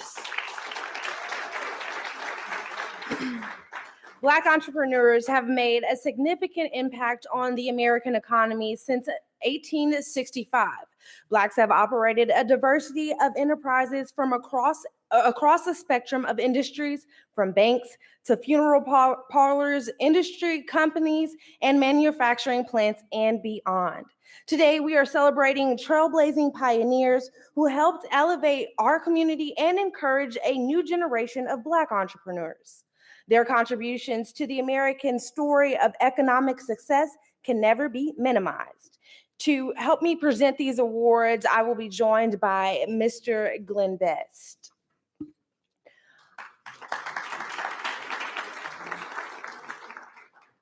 Our first inductee is known as one of the most successful entrepreneurs of the Greenwood District in Tulsa, Oklahoma. But he was also known for his relentless pursuit for radical equality. The very journey to Tulsa in December of 1908 was fraught with danger as J.B. Strafford and his wife were removed from the train and arrested for violating Oklahoma's Jim Crow laws. Despite this traumatic introduction to Oklahoma, Strafford was determined to be successful. Strafford, along with his business partner, O.W. Gurley, began investing in properties and building rental homes in Greenwood. His most well-known property was the famous Strafford Hotel, which in 1918 was the largest Black-owned hotel in the country. Over the next 18 years, J.B. Strafford amassed a sizable fortune and helped anchor a thriving Greenwood economy. Strafford was an attorney and not only a businessman, but an outspoken advocate for the rights of Blacks and accountability. He often confronted lynching mobs and at grave risk to himself. He also gathered other armed Black men to serve as barriers between their intended victims. Strafford's selflessness, it came to a head on May 31st, 1921, when he gathered other Black men to prevent 19-year-old Dick Rowland from being lynched by a white mob. Following a confrontation between the Black men protecting Roland and the white lynch mob, Greenwood was attacked, leaving a wake of death and destruction of an eternity community and devastating Black families for generations. The Stratfords barely escaped Tulsa to make his way to Chicago, despite Tulsa's attempt to imprison him. Ever the entrepreneur, Stratford established several other businesses in Chicago, but was unsuccessful in opening a hotel as he owned in Tulsa. As he stated in the Tulsa Star in 1918, "To be a man has become my lifelong desire. To be endowed with all the rights and privileges that any other citizen of the nation has is a question which has agitated the Afro-Americans since the day of Reconstruction." He continued to strive for these rights until his death in December of 1935. Ladies and gentlemen, accepting the award on behalf of J.B. Stratford's family is Laurel Stratford and John Rogers.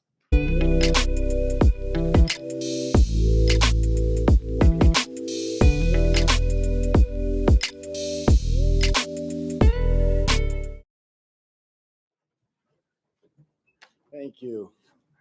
Well, it's really a thrill to be back in Tulsa. Thanks so much. And to be here to share this with my first cousin, Laurel. And we have also many, many cousins that are here today that are here. The Toole family, the Usher family, and the Hardys are all right there. Also have to give a shout out to my only daughter, Victoria, who's made it here from New York. So we really are proud descendants of J.B. Stratford. And we all think about and talk about how much wealth we would have had if he had been allowed to keep his assets. And it's something that we've all fought hard for, the idea of having reparations for the descendants of the families. I worked closely with Charles Ogletree when he was here fighting for it, helping to create documentaries years and years ago, and how important that was. And so we've been really committed to that fairness and have been heartbroken that it hasn't happened. One of the things that I often like to talk about is sort of people that don't know from the really thorough, wonderful introduction and the wonderful comments in the program is that my mom was creating our family home that I moved into when I was 4 or 5 years old. It was on Greenwood Avenue in Chicago. And what were the odds of that? Down the street, Valerie Jarrett lived. Across the street is our Attorney General in Illinois, Kwame Raoul. It was quite a street. But then years later, who would ever dreamed that President Obama and Michelle would have their home on Greenwood Avenue in Chicago? And it's still there. And my mom would be so proud because there's an honorary street sign there for her, Jules Stratford L'Enfant. So it would be something that she couldn't believe that the first Black president would be living on her street, which is very nice. The last thing I have to say is that if JB was still alive and was still here with us, he'd be heartbroken on how little progress has been made since over this last 100 years. He was so outspoken. He was fighting for economic justice. And when we think about what's happening today, there's all this data, and I won't go through a long talk, but just to say that the Dean Charles, the dean of the Yale Business School, has all this data that shows that between 1940 and 1970, the wealth gap in this country got smaller and smaller. But from 1970 till today, it's been going actually the opposite, wrong direction. And relative to white Americans, African Americans are worse off today than our grandparents were. And that is from the dean of Yale's Business School, a tremendous African American leader.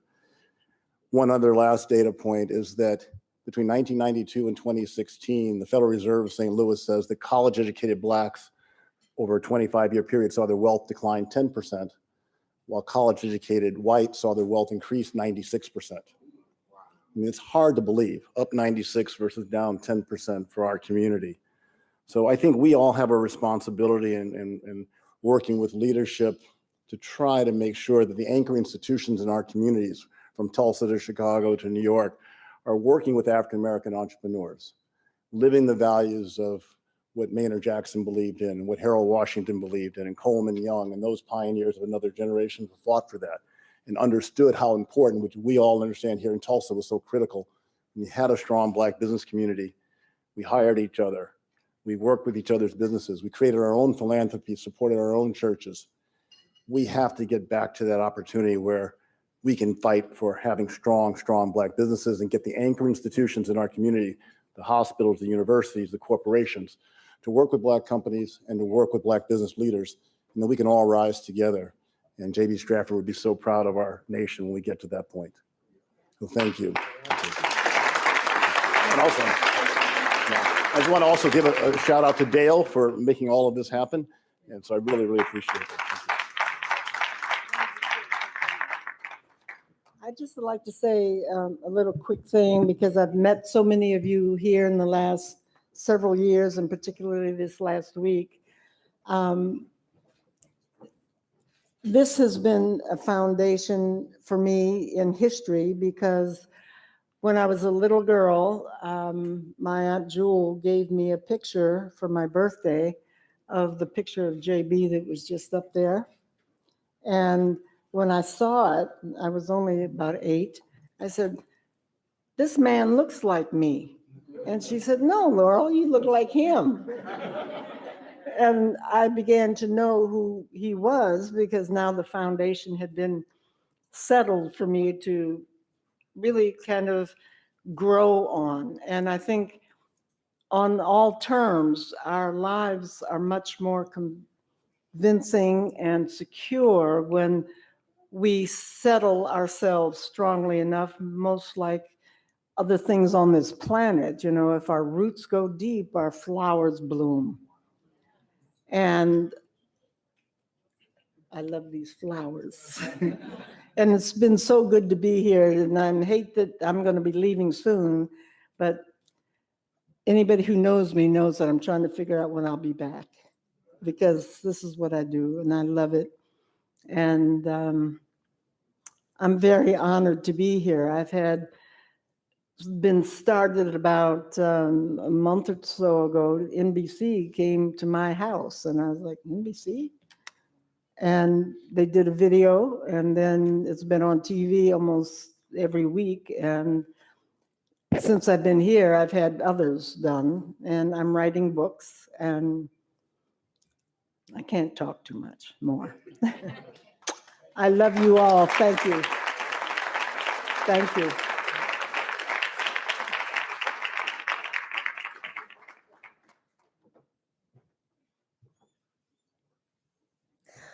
Our next inductees were among the first residents of Greenwood.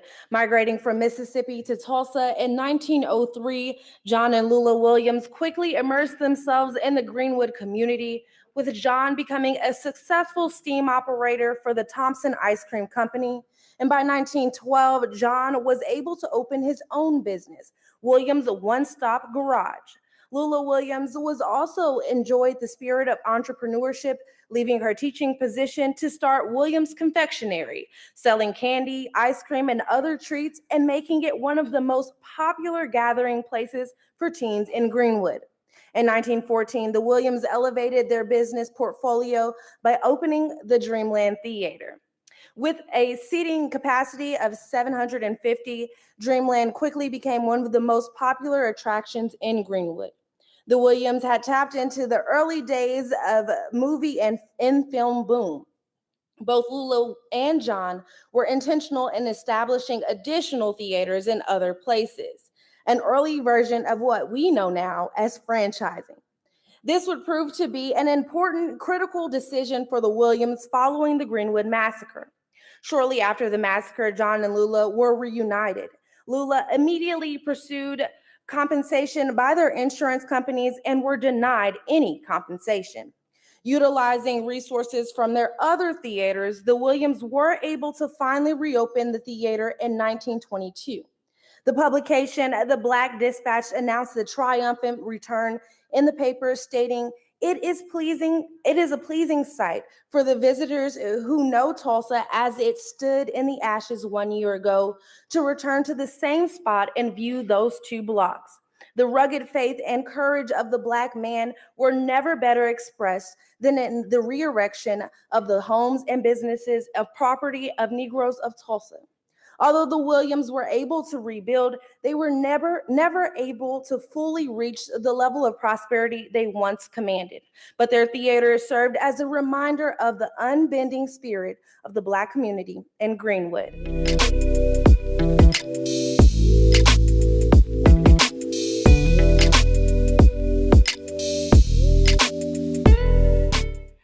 Greetings, everyone. I'm Karen Williams Robinson.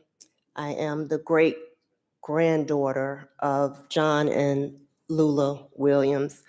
And I wasn't prepared to come up here today and say words, but I can speak from my heart. And from the heart, it has been truly a humbling experience to be here in Tulsa. I have my family, I have other descendants here who are here today. We have great grandkids, and we even have a little 2-year-old great grandchild. And for me, it's all about them and knowing the history.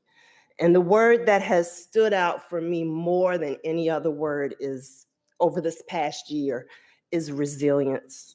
And the resilience of us as a people, and a resilience of us just as a nation. And even during these current times, it's just been unbelievable of the resilience that we as a people have to endure. And at some point, the resilience has got to stop, and we just got to claim what's ours. I want to thank you, Mr. Best, for bringing us here today and allowing our family to be here. It's been such a wonderful honor. When you see that picture, that little boy in the back of that car is my grandfather. We called him Daddo.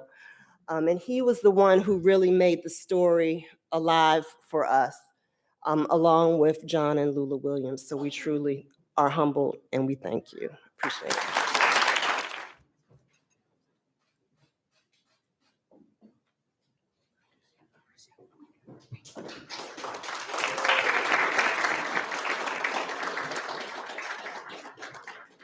Our next inductee grew up in Baltimore, Maryland, his mother a teacher and his father a postal worker.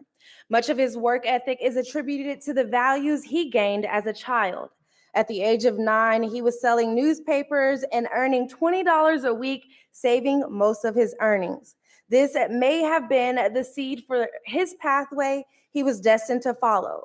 Reginald Lewis graduated from Virginia State College and Harvard Law School. He joined the law firm of Paul Wise, Rifkin, Wawthorne, and Garrison in New York, but a few years later established his own firm, Lewis and Clarkson, which specialized in venture capital projects.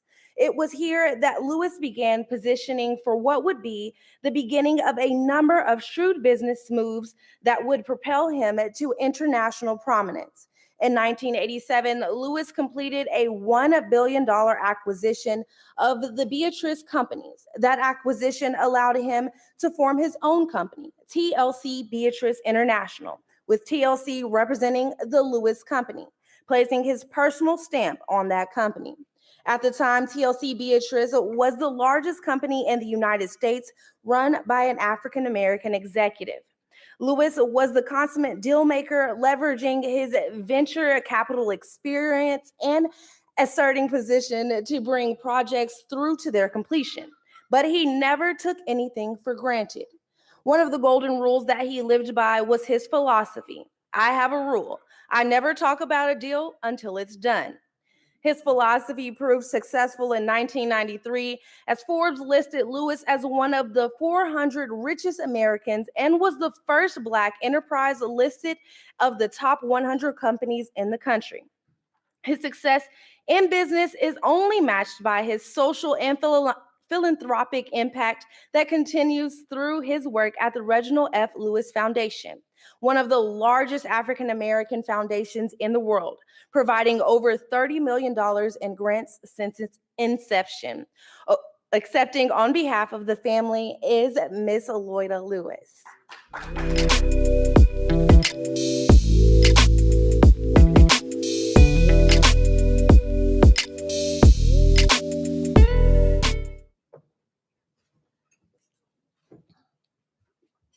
Thank you very much to the Black Excellence Alliance for naming my beloved Reginald F. Lewis into the Entrepreneurs Black Hall of Fame. And may I introduce our younger daughter, Christina Lewis, who is here with us today. There she is, table 6.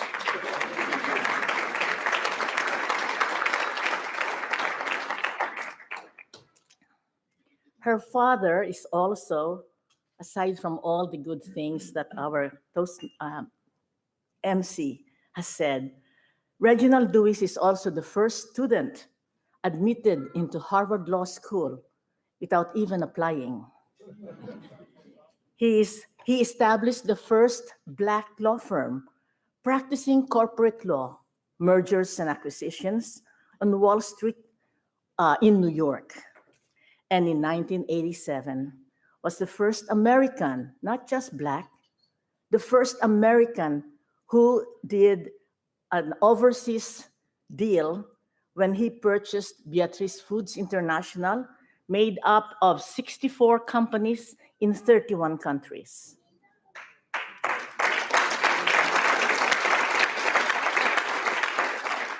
His remarkable story has inspired hundreds of men and women, and many of her are here today, including our executive director, Glenn West, has inspired men and women after reading his book, Why Should White Guys Have All the Fun? How Reginald Lewis Created a Billion-Dollar Business Empire. So thank you for allowing me that commercial interruption. I shall end with these words. Keep going to build a better society in America, to be a more compassionate America. Keep going, no matter what. Thank you.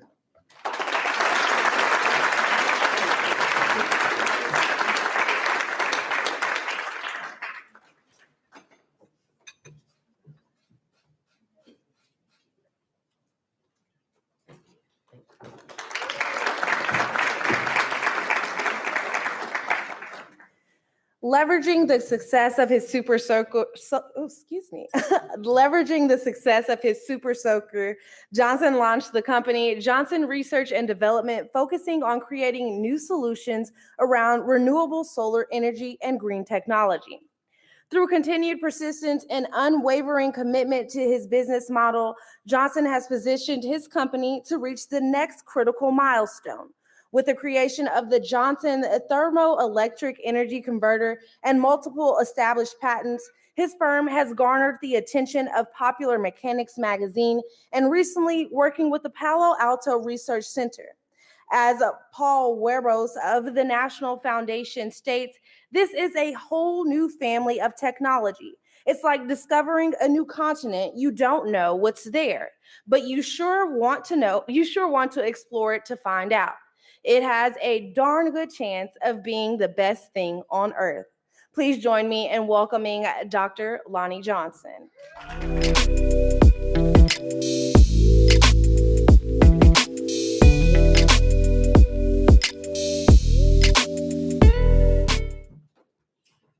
Dr. Johnson, welcome. It's rare that you have someone that has the distinction of being inducted into 2 Halls of Fame, but we can say that about Dr. Johnson this evening. I think some of you have seen some of his great work over the years, both on the film before and in work that he's done. But I'd just like to say that how happy we are, delighted that we were able to induct him into both the Black Entrepreneurs Hall of Fame and the Black Inventors Hall of Fame, and continue to do the great work, because you've inspired a lot of young folks. I share with my granddaughter your Super Soaker concept, and now she's thinking about, she wants to be an engineer. So, Dr. Johnson, thank you. But see, I can dismiss with a script when it comes to talking about this brother right here. I've gotten to know him, I think, quite well over the past few months. The first thing I want to tell you about this brother is he has a heart. He's compassionate. You know, he's most compassionate about doing things to help save this earth. right? And this brother has been acknowledged for his remarkable work in energy, and he continues to work meticulously on that endeavor. He's offered up an opportunity for me to come and pay a visit to his research center, and let me tell you something, I'm making my flight arrangements before I even leave here, because I can't wait. That would be very encouraging for me, and I'm looking forward to that day. Dr. Johnson, as Brother Glenn made note, you're the only one in here tonight receiving not one, but 2 awards, right? So I hope you pump some iron, man, because those awards are quite heavy. So what we like to do, I'm gonna grab mine, I'm gonna stand on that side of you. Glenn has his, and we're gonna get a really nice photo op. Because ladies and gentlemen, we're doing something that we've never done before on the face of this earth. Honoring a brother into both the Black Entrepreneurs Hall of Fame and the Black Inventors Hall of Fame, Dr. Lonnie Johnson.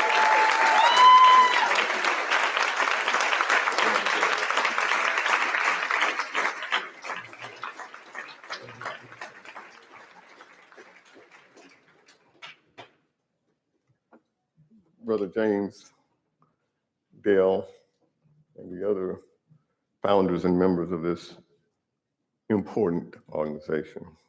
And I can't overstate importance, because what you do, the impact you'll have will live on and will impact and bring about change so that America so badly needs. I stand here before you, a descendant of slaves, as many of us, most of us are. Slavery is like a cancer. Racism is like a cancer of the heart. It hardens the heart, feeds on fear, ignorance, and it can be very dangerous. We just recently had our first Black president, and Donald Trump was the response to that. We've repeated history, and January 6th, of course, was a follow-on to that.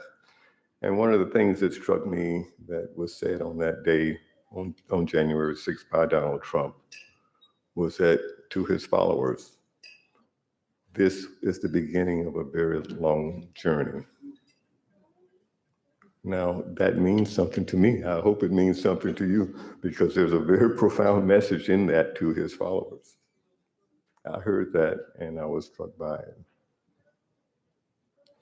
As was mentioned earlier, I am focused on advanced energy technology because I am concerned about the environment. I'm concerned about our future and having a prosperous earth.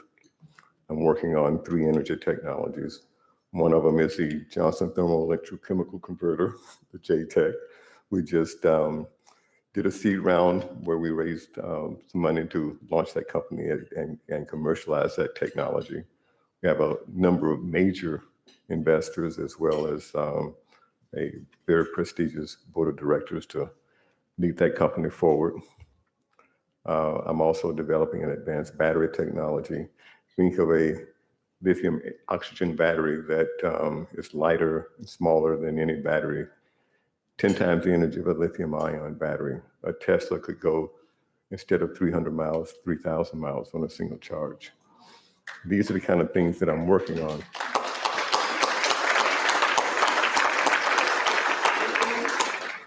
If I don't succeed, it will not be for a lack of trying. But I'm very optimistic that, and I've invested everything that I have into it, through my research and my work. You know, I like to tell people that Super Soaker was a stepping stone. It was a means to an end. It allowed me to purchase my freedom.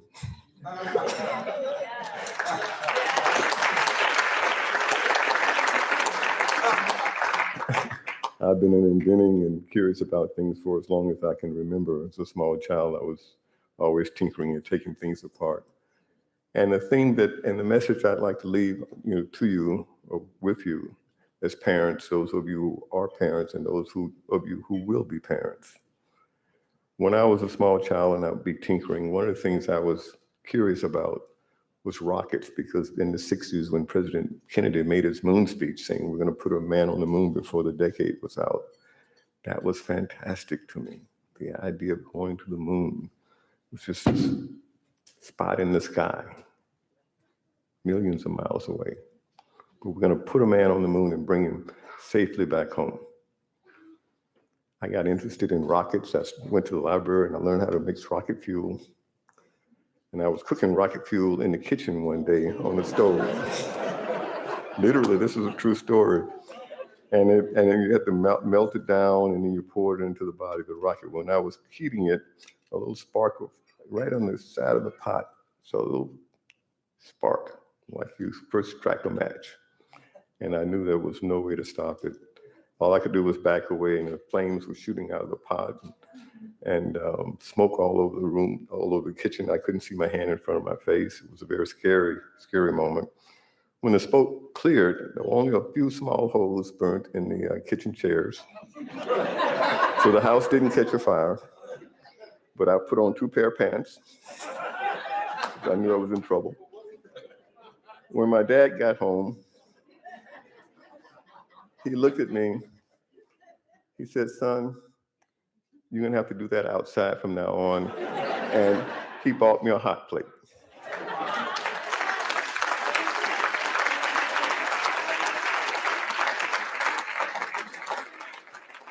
He saw something in me.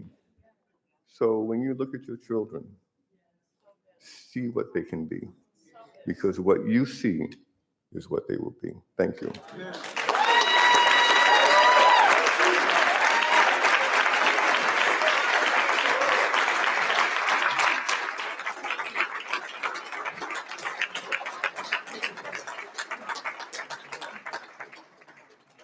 What an amazing man, and an even more amazing story.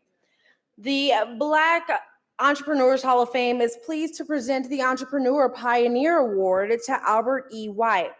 Albert White is the author of The Race for the Net, When African Americans Controlled the Internet and What Happens Now. Mr. White has been successful in building capacity for small and medium-sized federal contractors. He was responsible for negotiating the most significant subcontract that AT&T ever signed in the history with a minority-owned business back in the 90s. He was a member of the original management team that first commercialized the Internet Network Solutions. He was responsible for providing the marketing strategy to promote the first use of the global internet to the public. Mr. White has completed his first book about the history of the internet. Mr. White has an extraordinary, extensive finance and investment background as senior consultant to Safeguard Scientific, a leading public-owned venture capital company. He was a former international banking officer with JP Morgan and Bankers Trust Company. In January 2016, he formed a consulting service, Polaris Adversary Group, LLC, to provide funding and marketing strategy for minority and women-owned businesses with a focus in the areas of energy, healthcare, information technology, and government contracting. His contract negotiation prowess have resulted in numerous multi-million-dollar contracts for his clients over 30 years in his career. Ladies and gentlemen, please join me in congratulating Albert White as he comes to the podium.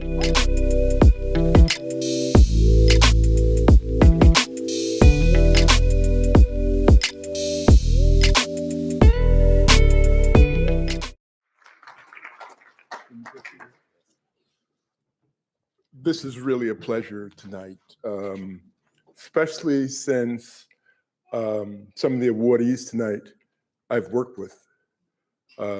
Reggie and I were personal friends. We worked for Percy Sutton in New York. And I saw, I said to Reggie, what's the next step? Where are we going? He says, as high as we can get. And Reggie always very, very positive about what he could do and what other people could do. And that stimulated a lot of young African Americans during that time. I can be a billionaire because Reggie did it.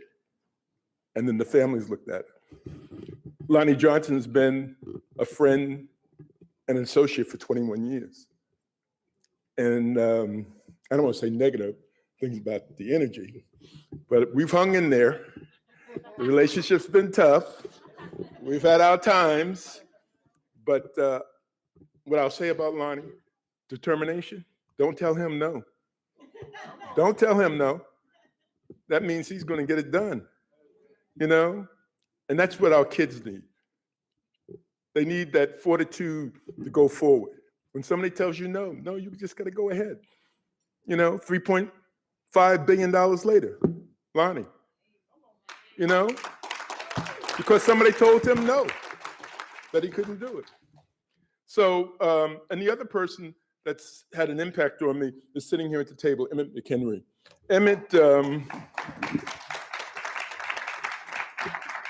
for those of you who have not read the book, which I hope you will, African Americans helped launch the internet. When I tell people that, they're like totally shocked. What do you mean? No, we were the ones that was selected by the federal government to open the door to the internet worldwide. Today, it's 4.5 billion people on the internet, and it's going to get larger. But it was Emmett and his management team, as well as his partners, that had the fortitude to go forward and see that the internet had a future. And I'm just very pleased that we met in college. And it's interesting what God puts in front of you and the people he puts for you to meet Reggie, to meet Lonnie, and to meet Emmett. And I'm just blessed with that. And I'm blessed to have a great family. All my kids own their own companies. My nieces own their own companies. And that didn't come from really my brother and I. It came from my mother, who had a 6th grade education from Mississippi, who said, you know, you can do whatever you want to do. Because she knew what the segregation was in Mississippi. And when she got to Brooklyn, New York, she just started buying up everything she could buy because she was free and she was able to do that. So thank you so much for the awards and for everything.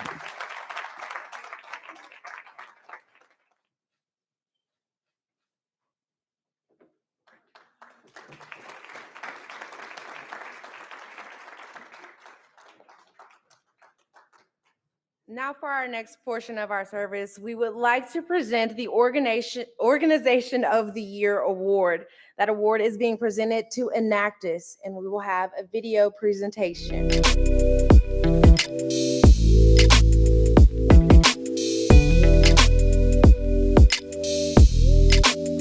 Hi, I'm Steve Kapler, Interim President of Inducts United States. We're honored to be named Organization of the Year by the Black Entrepreneurs Hall of Fame. At Inducts, we believe it's critical to develop the next generation of entrepreneur leaders and innovators to have a head for business and a heart for the world so we can create a better, more sustainable world. Now let's learn a little bit more about Inducts.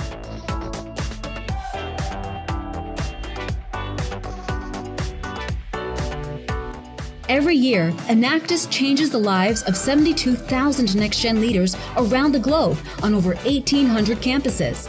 They, in turn, are changing the world right now, and the positive impact shows.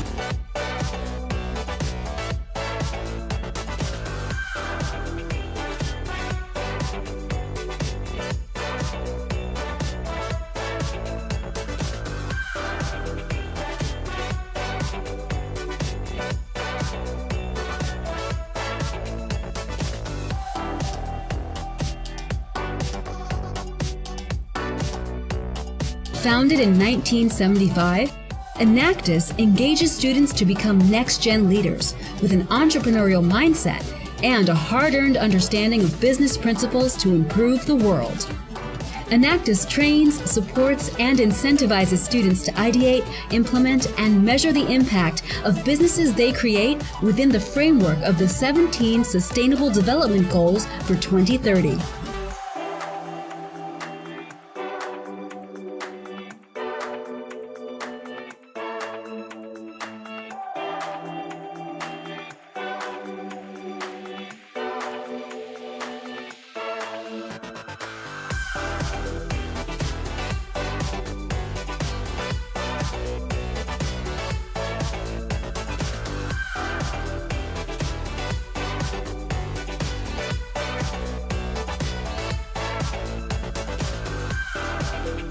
creating a platform for Black entrepreneurs to showcase their accomplishments while building community, emphasizing the importance of diversity, and taking actions in expressing our commitment to equality in our campus community.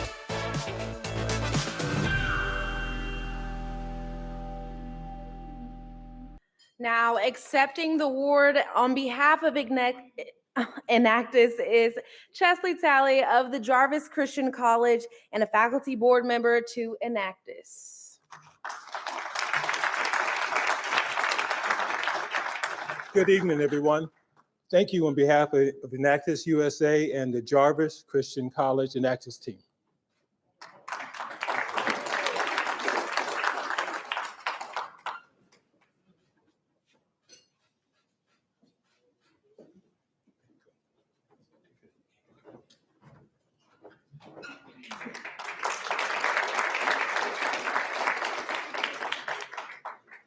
I'd like to thank all of our awardees, but I'd like to take a moment of privilege just to acknowledge the support of everyone who's gone with us on this journey in bringing this program together. We began our partnership with the University of Tulsa, I think back in August when I first connected with Amanda at the university, and actually do an introduction from Ches Talley with Jarvis Christian College. That's why networking and collaboration is very important. And since that time, we've had a wonderful relationship preparing for this program, in addition to the monthly panel discussions that we've had each month featuring a Black entrepreneur and a Black inventor. It's been a wonderful journey, but I also like to take a moment to acknowledge the fact that organizations like ours, as Dale mentioned earlier, we're volunteer-run organizations, and it takes a lot of collaboration and resource and capacity of will and effort and to really bring things together. And the Black Entrepreneurs Hall of Fame, we could not have done what we've done this year without the support of and leadership of my board members. And some of them are here tonight. I want to acknowledge them who have been part of this journey, even helping us to bring this program together. So I like to acknowledge it because oftentimes they're the hidden figures for many of our organizations who never are really recognized or acknowledged. But I want to thank them, publicly thank them, and ask those that are here if they would stand. Ken Ampey, Ron Story, Dale Caldwell, D.A. Abrams. Thank you, D.A. My advisory board members, Robert Bennett, Miguel Lloyd, who's running our, Jennifer Demetrius, where's Jennifer? And our other members who are not here with us, Pastor Keith Davis, Troy Alley, Kevin Williams, April Chisler, Christian Houghton. Thank you.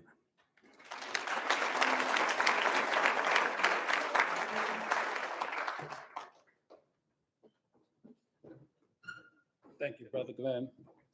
While this brother was giving shout outs to his board members, he reminded me of the number one person I need to give a shout out to, who has been the most supportive.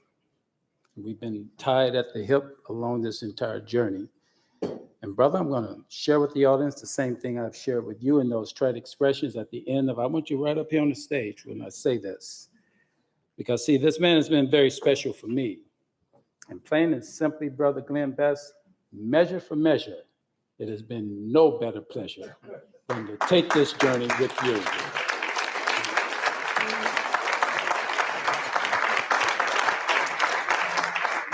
It's a good brother. And while he's calling out his board members, a couple of those board members are also on my board, particularly Brother D.A. Abrams. Stand up again, Brother D.A. Abrams. My brother Michael Howard, stand up, Mike. And to my other board members, Susan Van Estein from Berkeley College, librarian, Sean Yearwood, and a few others that are probably escaping my name right now, Ardella Coleman and John Linhart. So let's give my board a round of applause. And like Brother Glenn here, who had an Organization of the Year, I too have an Organization of the Year. We have already spoken about them. That is, in fact, the special kinship that I have developed along with my partner in crime here, Dale Caldwell, with the National Inventors Hall of Fame. And over the past year, the Black Inventors Hall of Fame have grown and have leveraged and have actually learned what it takes, right, to achieve that level of distinction. And I'm honored to have, as an industry partner, to be able to acknowledge the National Inventors Hall of Fame as my Organization of the Year.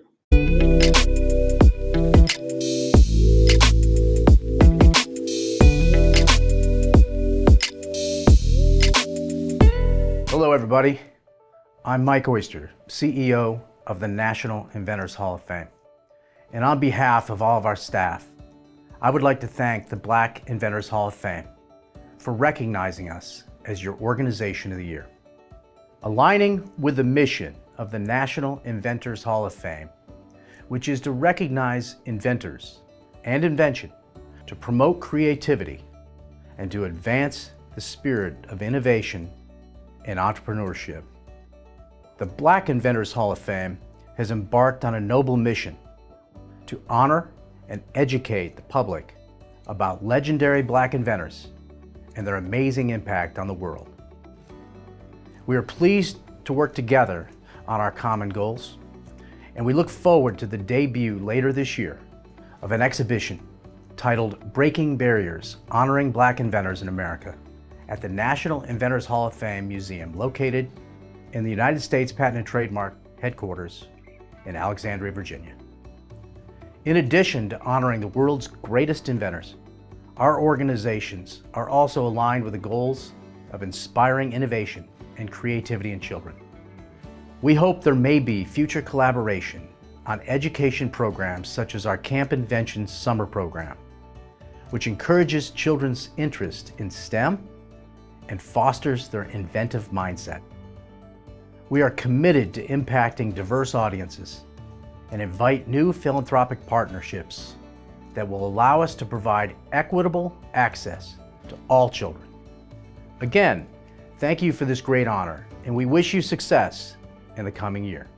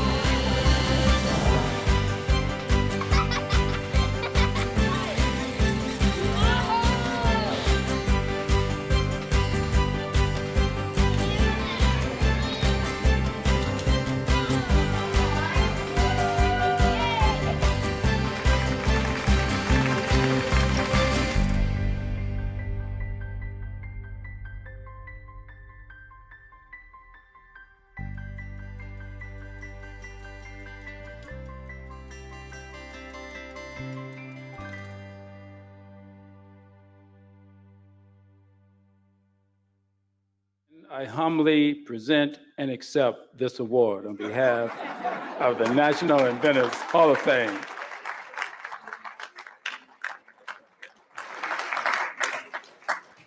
I want to thank you all for listening to me and watching me stumble through some of these scripts tonight, but I definitely enjoyed it, and it is an honor to be in this room tonight. At this time, I would now like to welcome the Black Excellence Alliance team to join me on stage. First, we'd like to thank our MC for doing a wonderful job.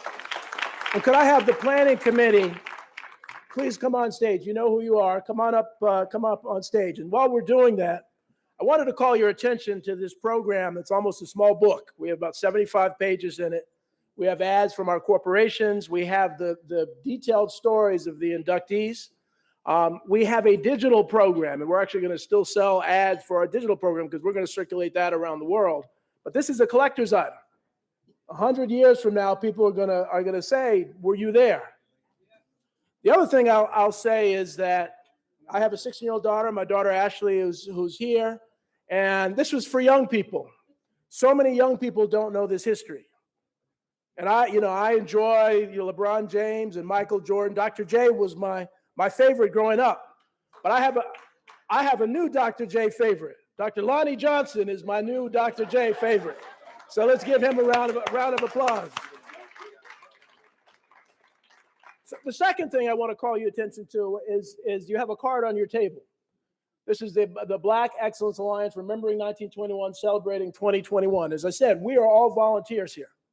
And we are trying to carry this history on forward to raise money for these halls of fame. But that's not it. We're really dealing some things like entrepreneur zones. We're trying to create the Greenwood model and do that in places around the country.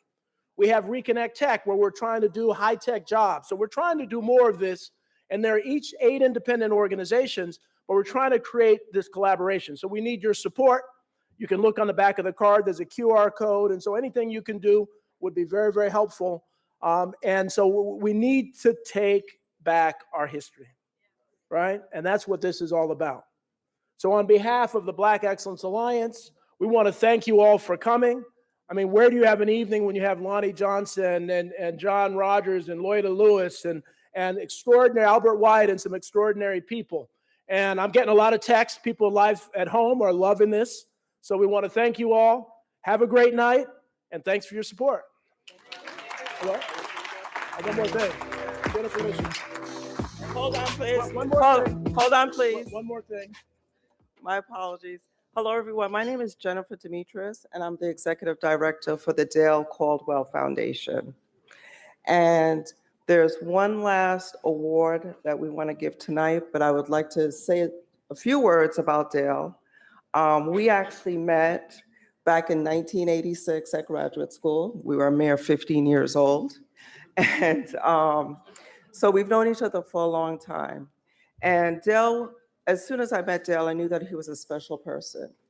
He always reminded us of his father in terms of the work that he has done did in the civil rights era, walking with Dr. Martin Luther King. And I knew when I met him that he was a special person. I knew that he was going to impact the world.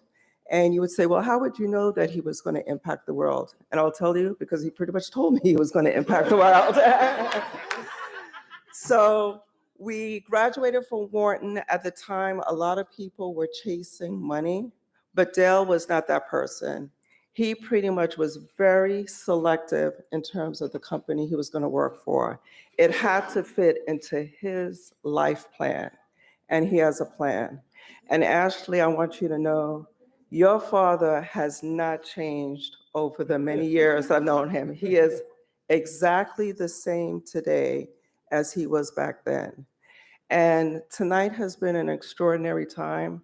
I think there's a number of great attributes that Dale has. But one thing that I want to talk about is his commitment. He is 100% committed to everything that he does. And as we see here by the success of the inductees, that it takes commitment to bring things and to invent things and to bring businesses to life. And we're focused, as you know, everybody here on stage, on creating the Black diaspora through education, employment, and entrepreneurship, as Dale has pretty much said. but I definitely would like to make this last award on behalf of everybody up here, Dale, to you, our Chief Visionary Officer. I know you don't like to hear that, but he is a visionary. And I will tell you one last story. When we were in graduate school, we took an entrepreneurial class, and we were challenged by the professor that says, you should be able to have an idea every week that you could build a business around. And Dale has far exceeded that. We even had, we had a company together when we first graduated called the CDC Advisory Group. And we have several companies and projects that we work on outside of this. But this is the passion. This is the next step. This is the journey. And everyone up here, we're committed to you, Dale, and we're committed to be on this journey with you. Thank you. Thank you. Oh, wow. Wow, this is a surprise because this is about them. This is not about me. This is an amazing group of people that have put this together. I mean, this is all volunteer. This evening was all volunteer. People would spend $500,000 to put an evening like this together, and it's because of them. So just want to thank you all and have a good night. God bless. God bless.